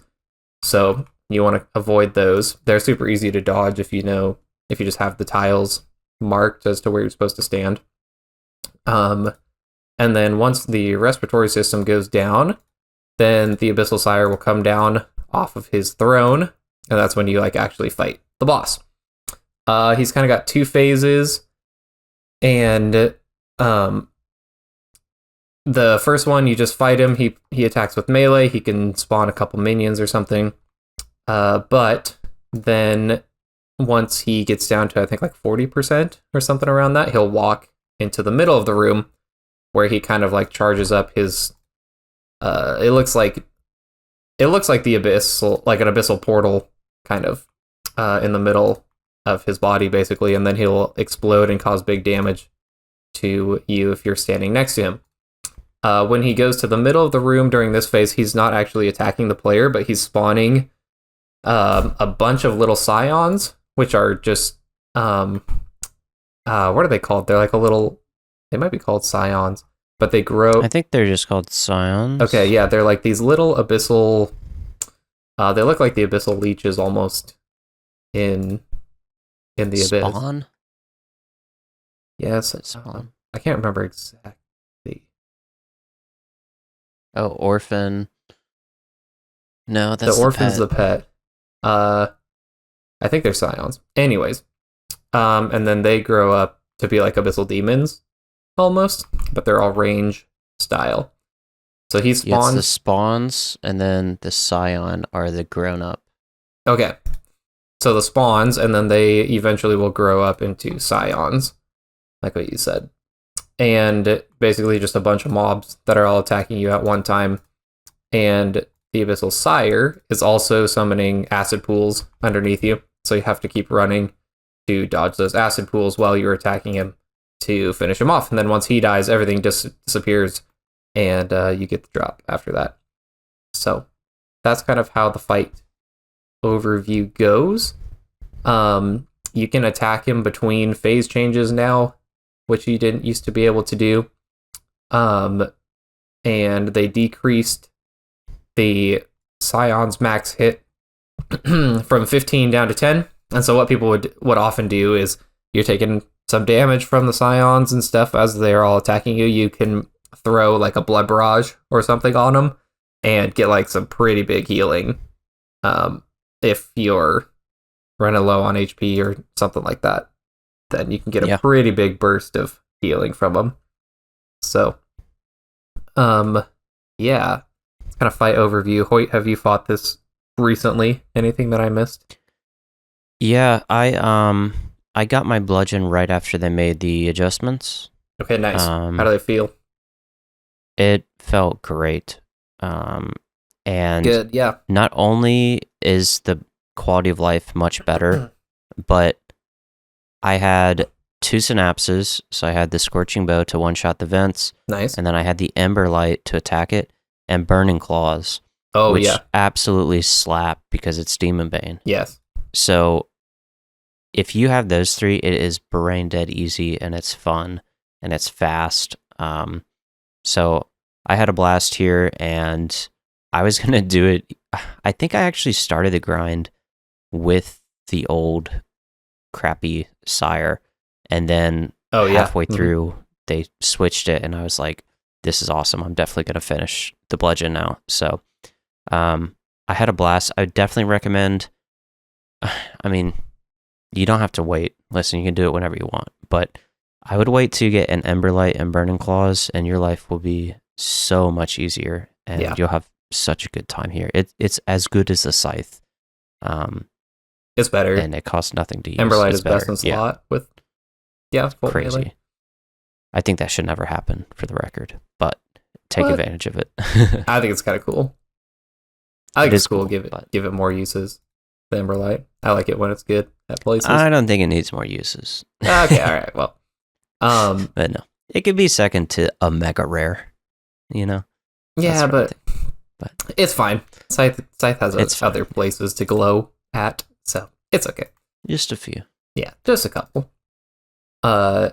Anyway, so yeah, Emberlight and Scorching Bow is probably going to be super good for the vents for the respirator system too. Definitely going to want to use that if you got a couple synapses. Yeah, kind of if you're farming this for the pet, then this is kind of a high requirement, totally optional. But if you want to alt this boss, then it really speed things up a lot.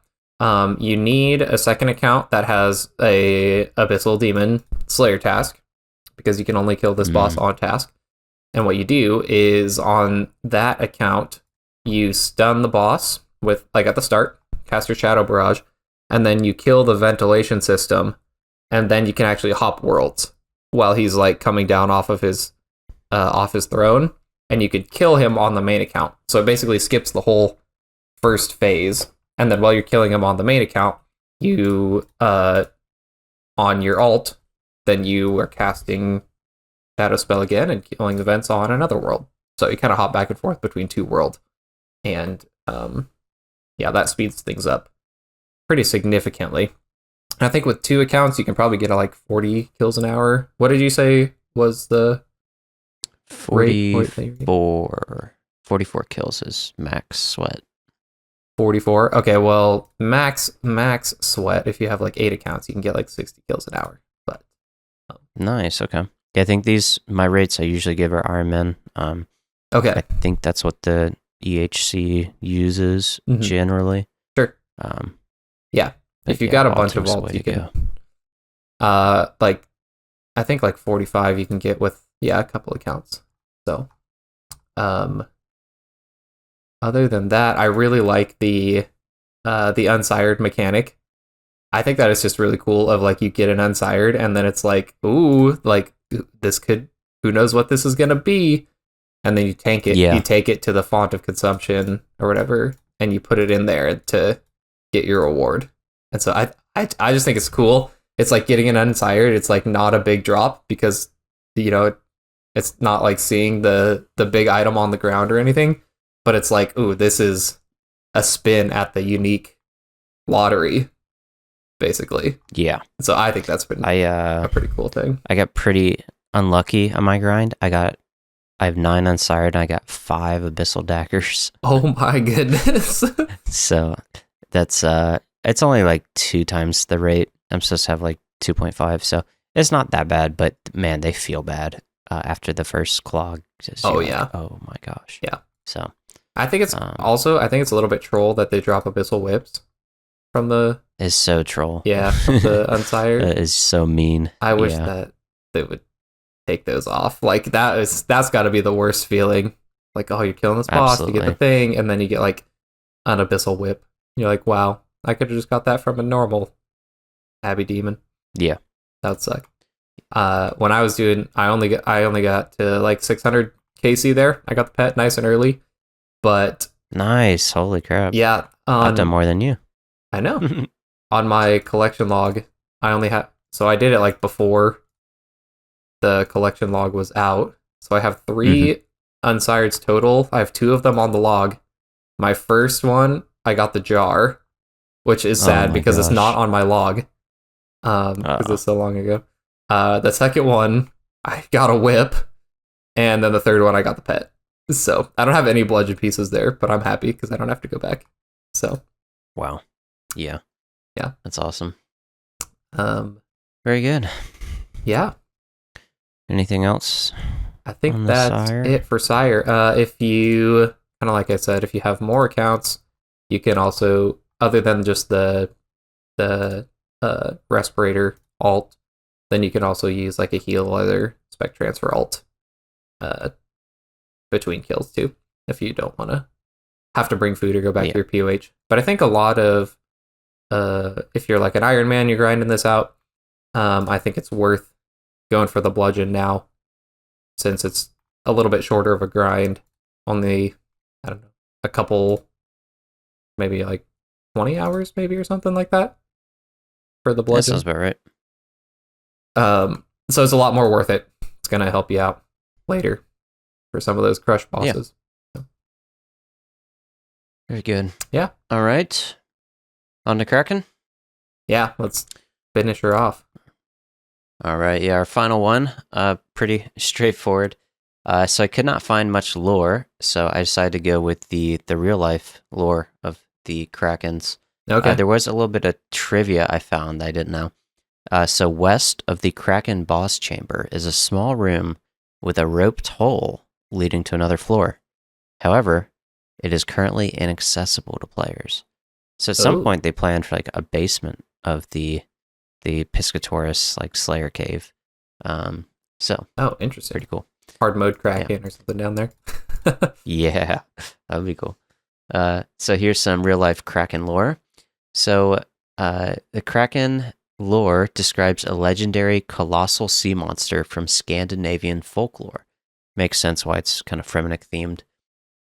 It often resembles a giant squid or octopus capable of pulling ships to their doom with massive tentacles, with origins likely stemming from sightings of real giant squid and sailors' fears of the deep ocean, appearing in sagas and later inspiring literature and films like Pirates of the Caribbean.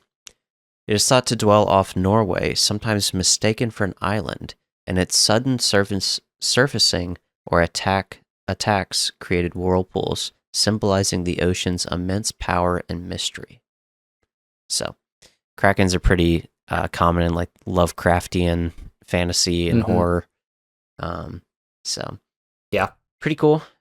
Doesn't seem like there's much RuneScape lore. There's like the Sea Queen or whatever, which is the same model but blue.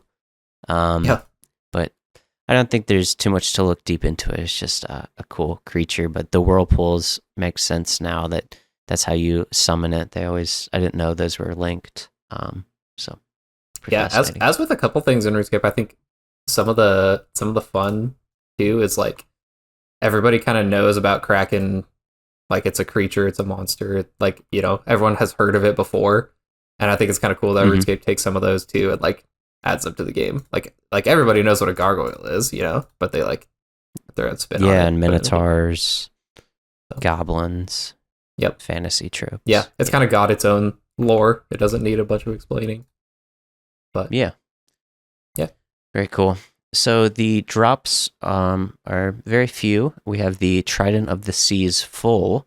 So fully charged Trident will drop at a 1 in 512. This is great for Ironman, but if you're trying to get your first Trident, you should kill the smaller Kraken around the boss entrance, as they're only 1 in 200 to get from them, and they're much faster to kill. You can break the full Trident you get from the Kraken boss down for more runes. So yeah, the only trade-off for the much faster drop rate is you have to charge it yourself, which is not an issue. So definitely go kill the small ones for your first Trident. Then we have the biggest drop, the Kraken Tentacle. Really good for Iron Man. It's used on the Abyssal Whip to create an Abyssal Tentacle. Once created, it will degrade after 10,000 attacks. Afterwards, the whip is consumed and you retain the tentacle. So you do want a couple whips before you do this, but they're really not a problem. Abyssal demon tasks are very bountiful. You get a ton of them. So eventually you'll have your own pile. So you only need one tentacle for the Abyssal Tentacle whip.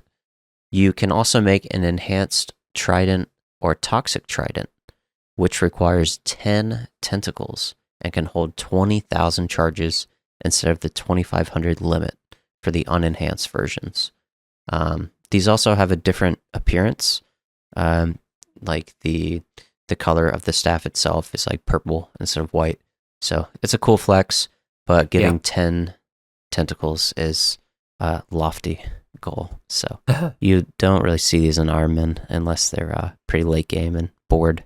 So yeah. And then last but not least, and the cosmetic kit coming out for the trident. Oh yeah, true. Looks pretty cool. I'm looking forward to that one. Yeah, looks badass. Match my blowpipe. Yeah. And then last but not least, we have the Jar of Dirt, which is the only jar I have. I got it during bingo for a jar tile. Pretty hype. It is by far the easiest jar in the game to get. It's only 1 in 1,000 KC. And the pet Kraken, which is 1 in 3,000. The effective KC for green logging, or expected KC, is 3.3k at 90 kills per hour, making it a 36-hour grind. Definitely one of the easiest Slayer bosses, if not the easiest.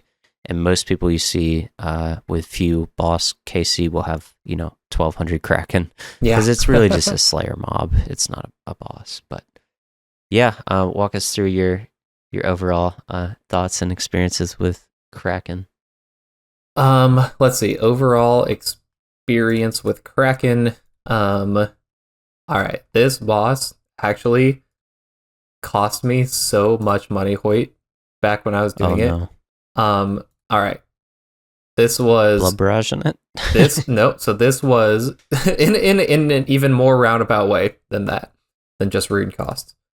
Rune costs are fine. We can incur those. It's whatever. This was back. I was killing it back in the day when it had a fire weakness. I think. No, actually, I don't think it had a fire weakness. But pre-shadow, the harm orb was the best DPS on this thing. So harm orb with fire wave. No, what's the last? Fire surge. Is that the last one? That sounds right. Yeah, it was like the best DPS on that. And the reason that I lost so much freaking money is because it was right at that point in my account where I was like just getting the kind of niche, like latest game upgrades, like the harm orb and stuff like that. And once I bought the harm, then like prices just absolutely tanked, and I lost like hundreds of mils just because I had a harmonized orb in my bank. I mean, I didn't have really much else to spend it on, but it just like I lost so much money. So I just remember Kraken as like I spent a lot of money just to get a small upgrade, and then just paid for it super bad. So that sucks. Anyways, I don't hold it against the Kraken. The boss is super easy. Basically what you do is you can use a fishing explosive to wake it up. So it kind of starts under the whirlpool, and you can either, I think you tag all the tentacles, or you can throw a fishing explosive at it. I'm actually gonna have to look this up. That's how long it's been. Yeah, you don't have to tag the tentacles if you throw the explosive. Yes. Okay. So you can either tag all the tentacles, the 4 whirlpools around it, and then it'll come up, or you can just throw a fishing explosive at it. And so basically, what you want to do is you want to throw a fishing explosive, I think, from the front of the room, like close to it, and then you run back, to like the back of the room, and you attack it. And so basically, what that does is you can attack it faster that way because of the projectile distance that's traveling. Is you can get an extra hit off if you run to the back of the room and hit it. Then by the time the fishing explosive lands, it'll be woken up, and you actually get like a free hit on it. I think that way. It kind of puts your attack in a queue instead of if you're close to it. It would be like queued and then executed immediately, and you'd be invalid. So right, if you're thinking of like a conveyor belt type of system with projectiles in this game, and it puts it towards the end of the conveyor belt, that way you have the best chance to get that first attack or extra. Yep, that's cool. And then it is weak to magic, so you're gonna want to use max mage, and I'm pretty sure max mage with an eye is better DPS than max mage with a shadow. So if you have an eye and a ward, then that's going to be better DPS than shadow. And so that's what you would try to use. The boss, it attacks. You can't pray against him, but your magic defense does come in to play with it. So if you don't have max mage, then people will often bring, I guess. What, do people still bring like a Carol skirt or something? I know the Void Robe bottom was like best in slot for a while because it had a little bit of magic accuracy, I think, and gave good mage. I bring mage a Carol defense. skirt. So, if you don't have then that'll just make you take less damage. You can stick around a little longer if your trips are getting cut a little bit short. But DPS is king, so bring as much strong magic gear as you got. And then it's a weird setup because you don't need magic attack bonus, right? Correct. Right. You just need the percent damage. Yep. So percent damage is your torrented bracelet or your gloves, and then your neck, your cape, and then now like ancestral and stuff does give percent bonus. So yep. I actually think I don't bring the Carol skirt anymore because they added percent damage to everything. Yeah, pretty much. Like Aram's didn't used to have it, but now it does. So magic percent damage is going to be the number one thing that you want to look for when you're gearing up. Yeah. Other than that, yeah, you don't have to pray any overheads. So you can just pray augury, or whatever your mage offensive is. That also does give you mage defense. By praying augury, or even like Mystic Vigor gives you a little bit of mage defense too. So that helps out on that side as well. Let's see, what else do we got? That's kind of, it's a super simple boss. It's an old one, so there's not much mechanics to it. That's pretty much the whole fight, is that basically you do that and then you attack it and it dies. If you're hunting this pet, there's two types of alts you can have. The first one is just a healer or resupply alt, basically. And that can just wait. That can be in the cave, but it can wait outside if it doesn't have a task.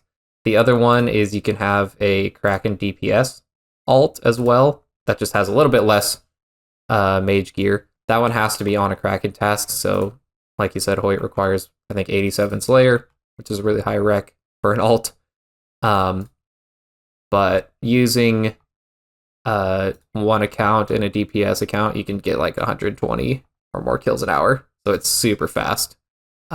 Very similar speed to Shelbane Griffin, I guess, in terms of kills per hour. But I don't have too much on the PVM side of things, other than I guess here's the question: is the Trident worth going for still? Like, is that 87 Slayer a grind that people still kind of want to do to try to get a Trident now that we have, I guess, Warp Scepter and the Eye and kind of some other options sprinkled on in there? Dragon Hunter Wand, stuff like that. I'd say yes. The Warp Scepter's kind of, I don't know. It's good until Trident. But I think it is now if you're a cold one on your 8th hardcore, or if you're Poplo in your group and you can just go do Doom, then yeah, it's obviously not worth. But your average Joe is not doing Doom early on because they're just not ready. So I say absolutely. Okay. But it's also like, it's more efficient to go get, well, it's not efficient, but there's a lot of things you can skip efficiently, but your average Joe would never. So I would think Trident is going to be used everywhere. I don't know though. I'm not always the best.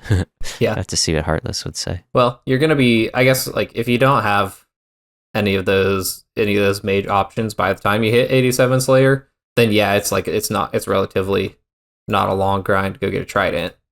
But I think the leading up to it, the training your Slayer for that many hours to get 87 is probably the biggest hurdle. It's more that you'll have to get that level for your boots anyways, for your Vernic treads upgraded.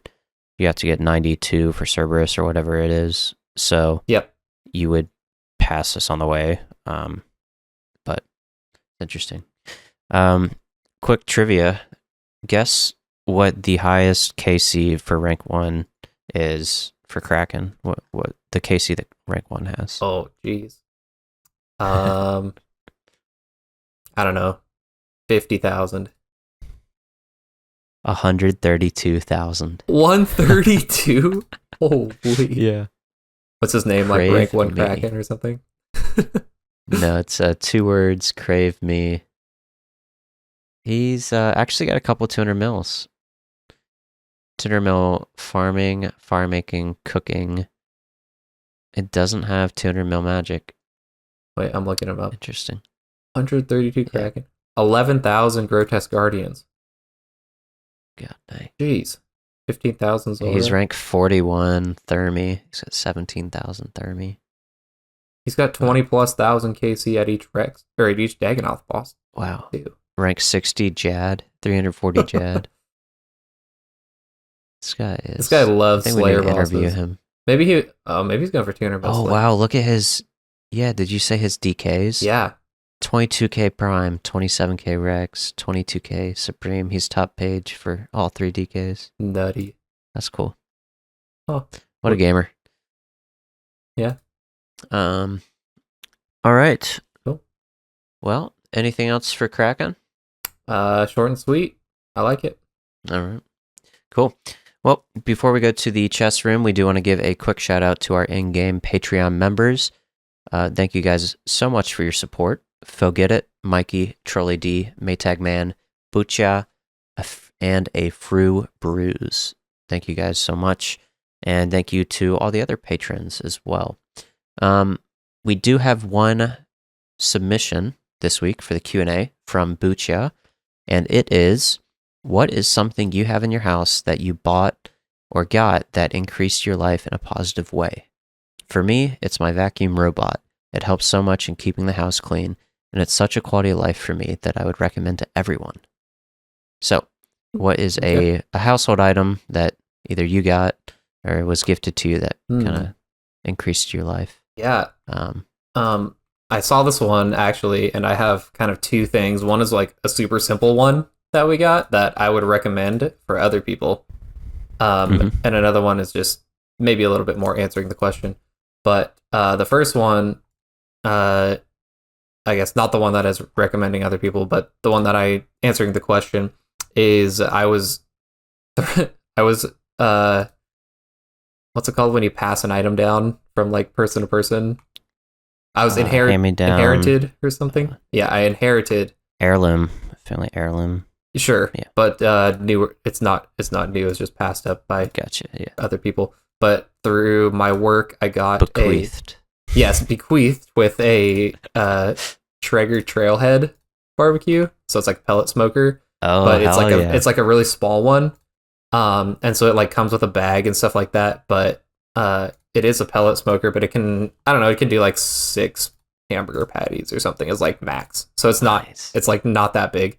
But it's perfect because we don't have like a spot for a big barbecue or a smoker or anything like that. But this is something that I just can like keep inside, like kind of in our kitchen area in its bag. It's got its place and stuff. And then I can bring it out and grill stuff in the summer still. I can put it outside and use it and all that. So that's been super fun. I've used it on a couple of really fun things. If you guys have anybody out there that's knows any good smoker recipes or barbecue or something, I'm always trying to experiment with some stuff. So that would be the number one. And the second one that I would recommend to other people, but we put in our house to increase our life in a positive way, is our fruit bowl. We kind of like decided that we wanted to eat more fruit as kind of a New Year's resolution, just be a little bit more healthy.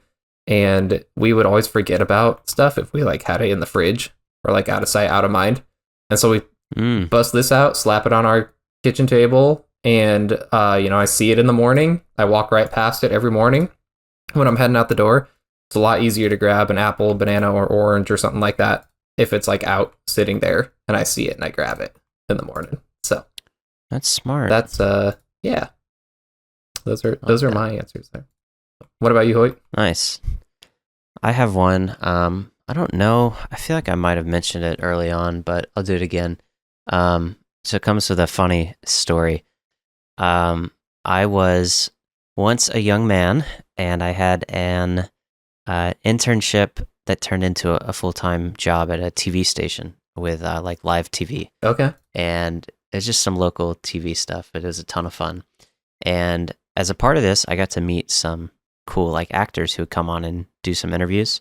Oh, nice. So we had David Keckner, who was best known for his role in Anchorman as Champ Kind, and he was on The Office as Todd Packer. Oh, okay. Pull up a picture of him. Oh, this guy, yeah. I love him. He, by far, the nicest I've seen this guy. celebrity I ever met. By far, like absolute stand-up dude. And anyways, I was a young man and I was a bit depressed. And one of the things with depression for me is laundry is like pretty tough for me to be good about. And getting dressed early for a very early job and stuff. I had this wrinkly ass shirt on. And anyways, it was a button-up shirt, but it was just wrinkled to hell, like some 22-year-old schmuck. And Okay. David Keckner like made fun of me to our executive producer and stuff, and I was so embarrassed Oh my gosh. about like why my shirt was so damn wrinkly. And from that day on, I because when someone you like look up to or some like celebrity picks on you, you like never forget. Yeah, you're right. And a steamer saved my life professionally. Okay. Yeah. So please, if you struggle at all with like making yourself look like presentable in a really fast way, and the good thing is that it's super fast to do. I do it the night before, but I steam all my clothes so that my shirt looks nice and crisp, and it's nothing like ironing where you have to get a board out, you have to spray water. Oh you yeah. have to do this. All you do is it's literally like a cup you screw open, put water in, turn that shit on, and then I pack it in my suitcase for every vacation. It turned around the way I can like present myself professionally.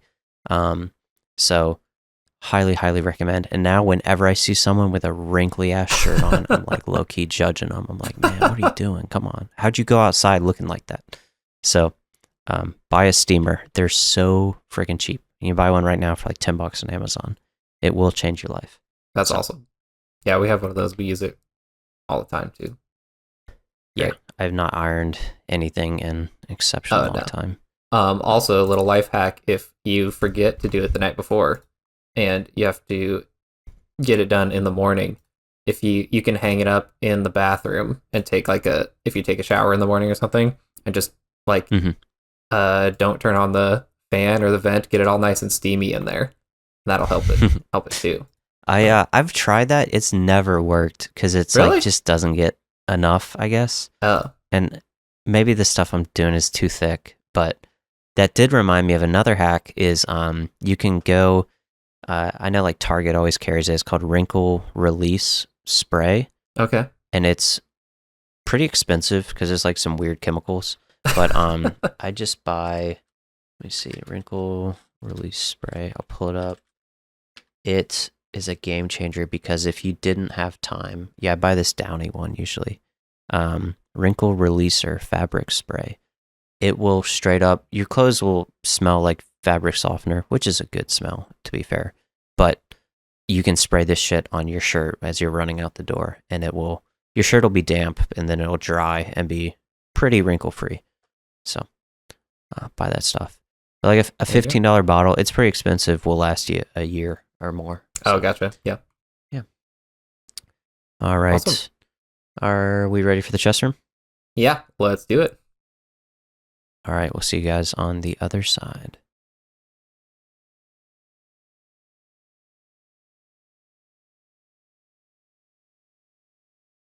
Hello and welcome to the chess room.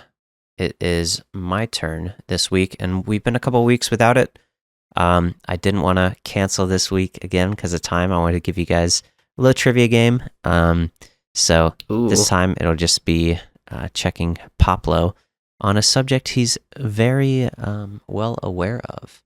So this is pet rates.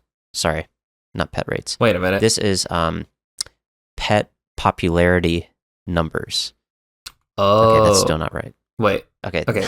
Start. Back in December 13th, 2023, so this is over 2 years ago now, keep in mind, was the last time Jagex released the number of players with each pet. So at the very top of the list, we have Rocky with like 200,000 people. Okay. At the very bottom of the list, we have Penance Queen with like 1,000 people. Okay.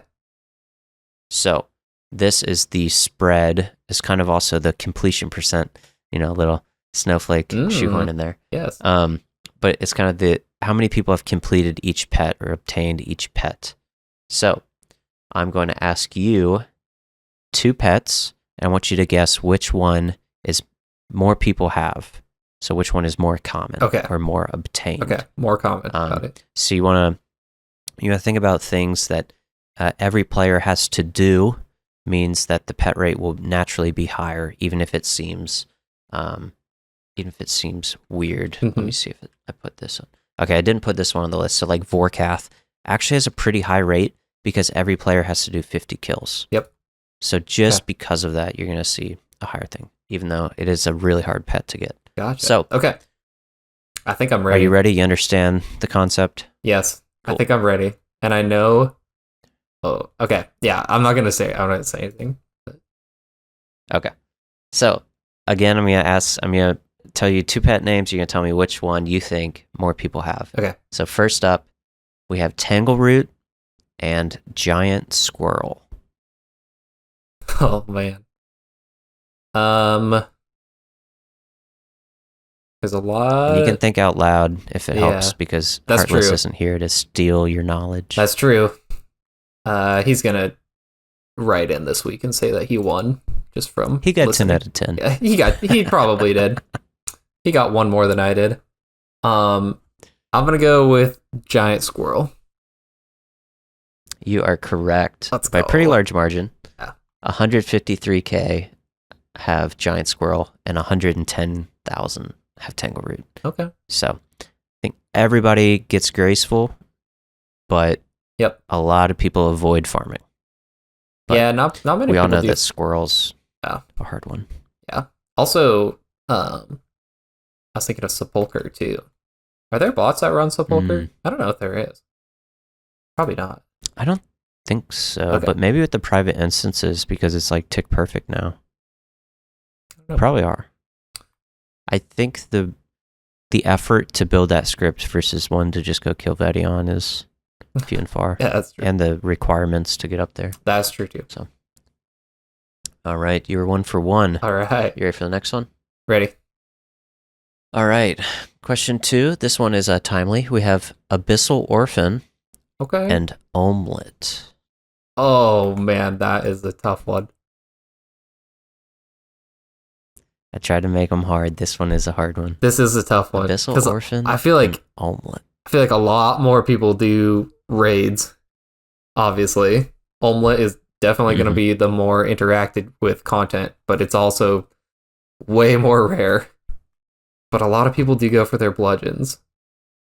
I'm gonna go with Omelet. I feel like that's a brave decision, a bold choice, but I'm gonna do it. Nice. Well done. All right. This is one of the tougher ones. It is Omelet. Omelet has 29,200. Abyssal Orphan has 28,400. So the variance is only 7,000, 8,000 here. So, yeah, 8,000. Sorry, 800. Wait, 800, yeah. Difference. Yeah. So, dang. Very well done. Some of these are just a coin flip, but that's the fun. It's low stakes here. That's the game. Good job. 2 for 2. All right. Question 3. We have Sriracha and Calphite Princess. Man. All right. On one hand, Sriracha is really fast. I know for pet hunters, it's literally AFK. You just wear tank armor. This and was Blood before Fury. Arenia boots were out. I will give you that hint. Ooh, okay. This is 2023. Calphite Queen has been around for a long time, and you gotta do KQ to get the diary, so I think I'm gonna go with Calphite Queen. Damn. I probably gave it away. Yeah, you're right. All right. Calphite Princess, 16,260. Sriracha, 14,229. So 14K to 16K. Calphite Princess edges it out. Yeah. However, I think if you look at the 2026 numbers, because it's now AFK, I would wonder if Sarachnis has surpassed it. I don't know. I would bet it did, because it's a pretty popular pet hunt now. A lot of people are doing it who would not do it before. Right. It's also been really good for elite clues historically, and now that clues can be stacked up to 5, that's pretty big. Yeah. So. Rip Satyr. Yeah, Rip Satyr. And shout out, it's Will, so, the Calfight King. Oh, yeah. Top 5. He's top 5. Wait, what did he go for his KQ pet? Wasn't he like... Enough to get a tattoo of it. 12.4K, yeah. Crazy. What's the rate there, you think? 4? 3,000. 3? I think it's 3. Okay. All right. You're 3 for 3. Get quite the streak here. Let's go. Question 4. We have the Dark Core or the Bloodhound. Okay. 2 very rare pets. Dark Core can be masked. Bloodhound. Very rare pet, but I'm gonna go with Dark Core. Damn, he's good. Let's go. You're right.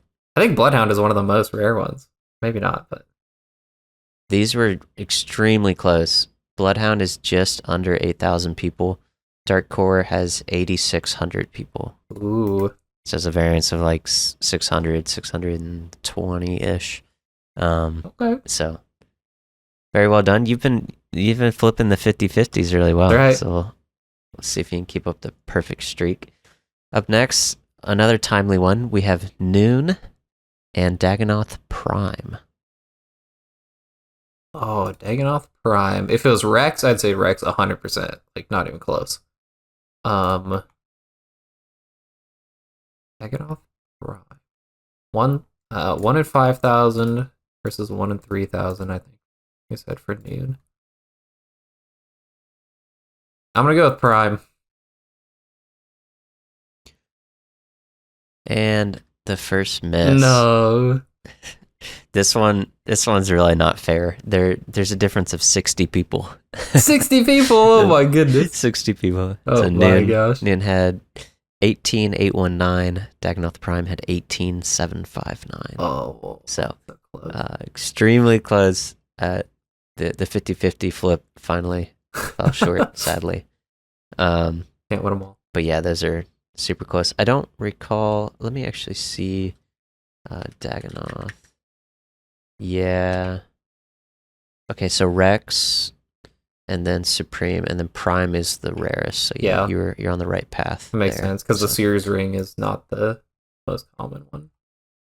Yeah, there's a big variance of 6 bosses in between them. Mm-hmm. So. Yeah. All right, 4 for 5. Question 6. Baby Mole or Jad? Baby Mole or Jad? A lot of people get their fire capes. I think I'm going to go with Baby Mole on this one. I think there's a lot of people that was DHing it for a while.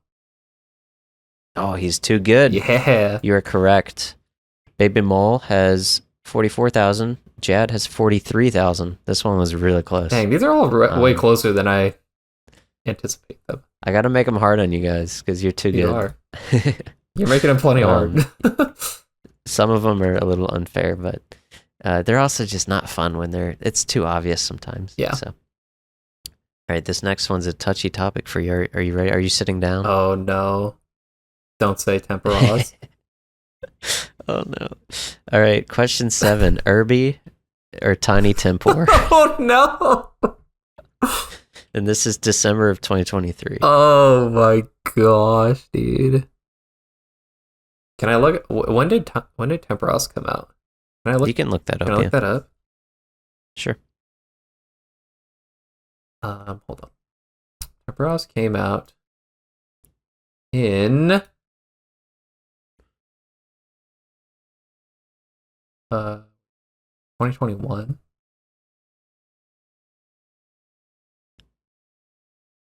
Damn, I'm old. Okay. Yeah, because I know, right? I started this account around when it came out. Does that make sense? Yep. Yeah, 2021. I know Herbivore came out way before that, but a lot of people will do Temperos. There's been a lot. I'm gonna say Temperos. That's the way that I'm feeling. It's my gut. You are correct. All right. Well done. Tiny Tempor had about, excuse me, 32k. Irby was about 30k. Yeah. So very close. A lot more noobs I getting wonder screwed in the now what Temperos it would bet. be. Yeah, myself included. I won a couple thousand permits for mine, but I still spend. So, all right. Question 8. We got 3 more to go. Yep. And you're currently 6 out of 7. We have Little Creator from Soul Wars or General Grardor. Oh, I was gonna say Little Creator hands down because I know that was like the biggest pet growth because they had huge botting issues with Soul Wars. That was like I think it was in 2025, like the most obtained pet in the game. That's sad. I know it was tragic. But I also know that Bandos. So when did Soul Wars come out? Because it's not that old. It's decently old. I bet it was 21 or 21. Yeah. 2021. Yeah. Dang, man. But Bandos has been out forever, and that's just the money farming boss from God Wars. Also botted. Also botted. Well, used to be, not anymore for sure. Yeah, definitely not. I think I'm gonna just go with Low Creator. I think when they put that one out, then that pet just got ruined. Oof, second miss. We have no. Grardor's about 27k, Low Creator's about 21.5k. Okay. It's actually a big variance here. Oh, it is. This was 2023, so maybe the bots surged a lot, but I think it just comes down to back in the day, everyone did Bandos as a normie for quick, easy money with the boys. Yep. And a lot of accidental pets came. So that's how I got mine. All right. Happy little accident. Oh, really? As the tank, I was hoping actually. I'd get mine on my way there. Wow, that's impressive. I know. That's when I knew. All right. I had to get all pets. 2 more. We're 6 out of 8. Question number 9. Scorpia's offspring or Little Nightmare? Which is more common? Or more achieved? Yeah. Scorpia and Nightmare. Scorpia's really fast, but nobody really does it. Nightmare, everybody does it, but it's pretty slow. This is also 2023. Was Fasani's out? It was, right? Fasani's would have just probably come out, newer. I think, in 22-ish. Sounds right. The Nightmare had been out for a decent little bit. I think I'm still gonna go with the older boss and go with Scorpia. You are correct. Well done. All right. That was a close one. About 1,500 difference. Scorpia's offspring, 12.1k. Little Nightmare, about 10.5. Nice. So Scorpia, I think, is also very part well of a done. diary. Oh, good call. Yeah. Yeah. All right. 7 out of 9. Can we finish with 8 out of 10 for a nice B- for Mr. Poplo? I'll take Question it. 10. Younglif or Small Kano? Which is more common? 2023. They came out pretty much the same time. Honestly, if it were today, I would say Small Kano, hands down, no problem. I'm pretty sure that back then, also the Small Kano rate was kind of janky. Like only one person could get it, and it rolled based off contribution or something. I'm pretty sure that they changed it, so I'm gonna go with Younglif. You are correct. Let's this one actually had a go. huge variance.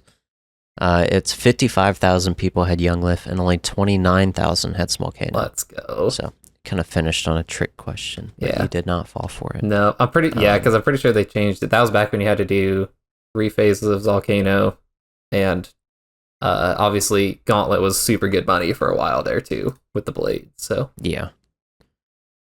Very good. Well, well done. You got 8 out of 10. Let's go. I think that's a very passable grade. That's good, especially considering the number of coin flips we had.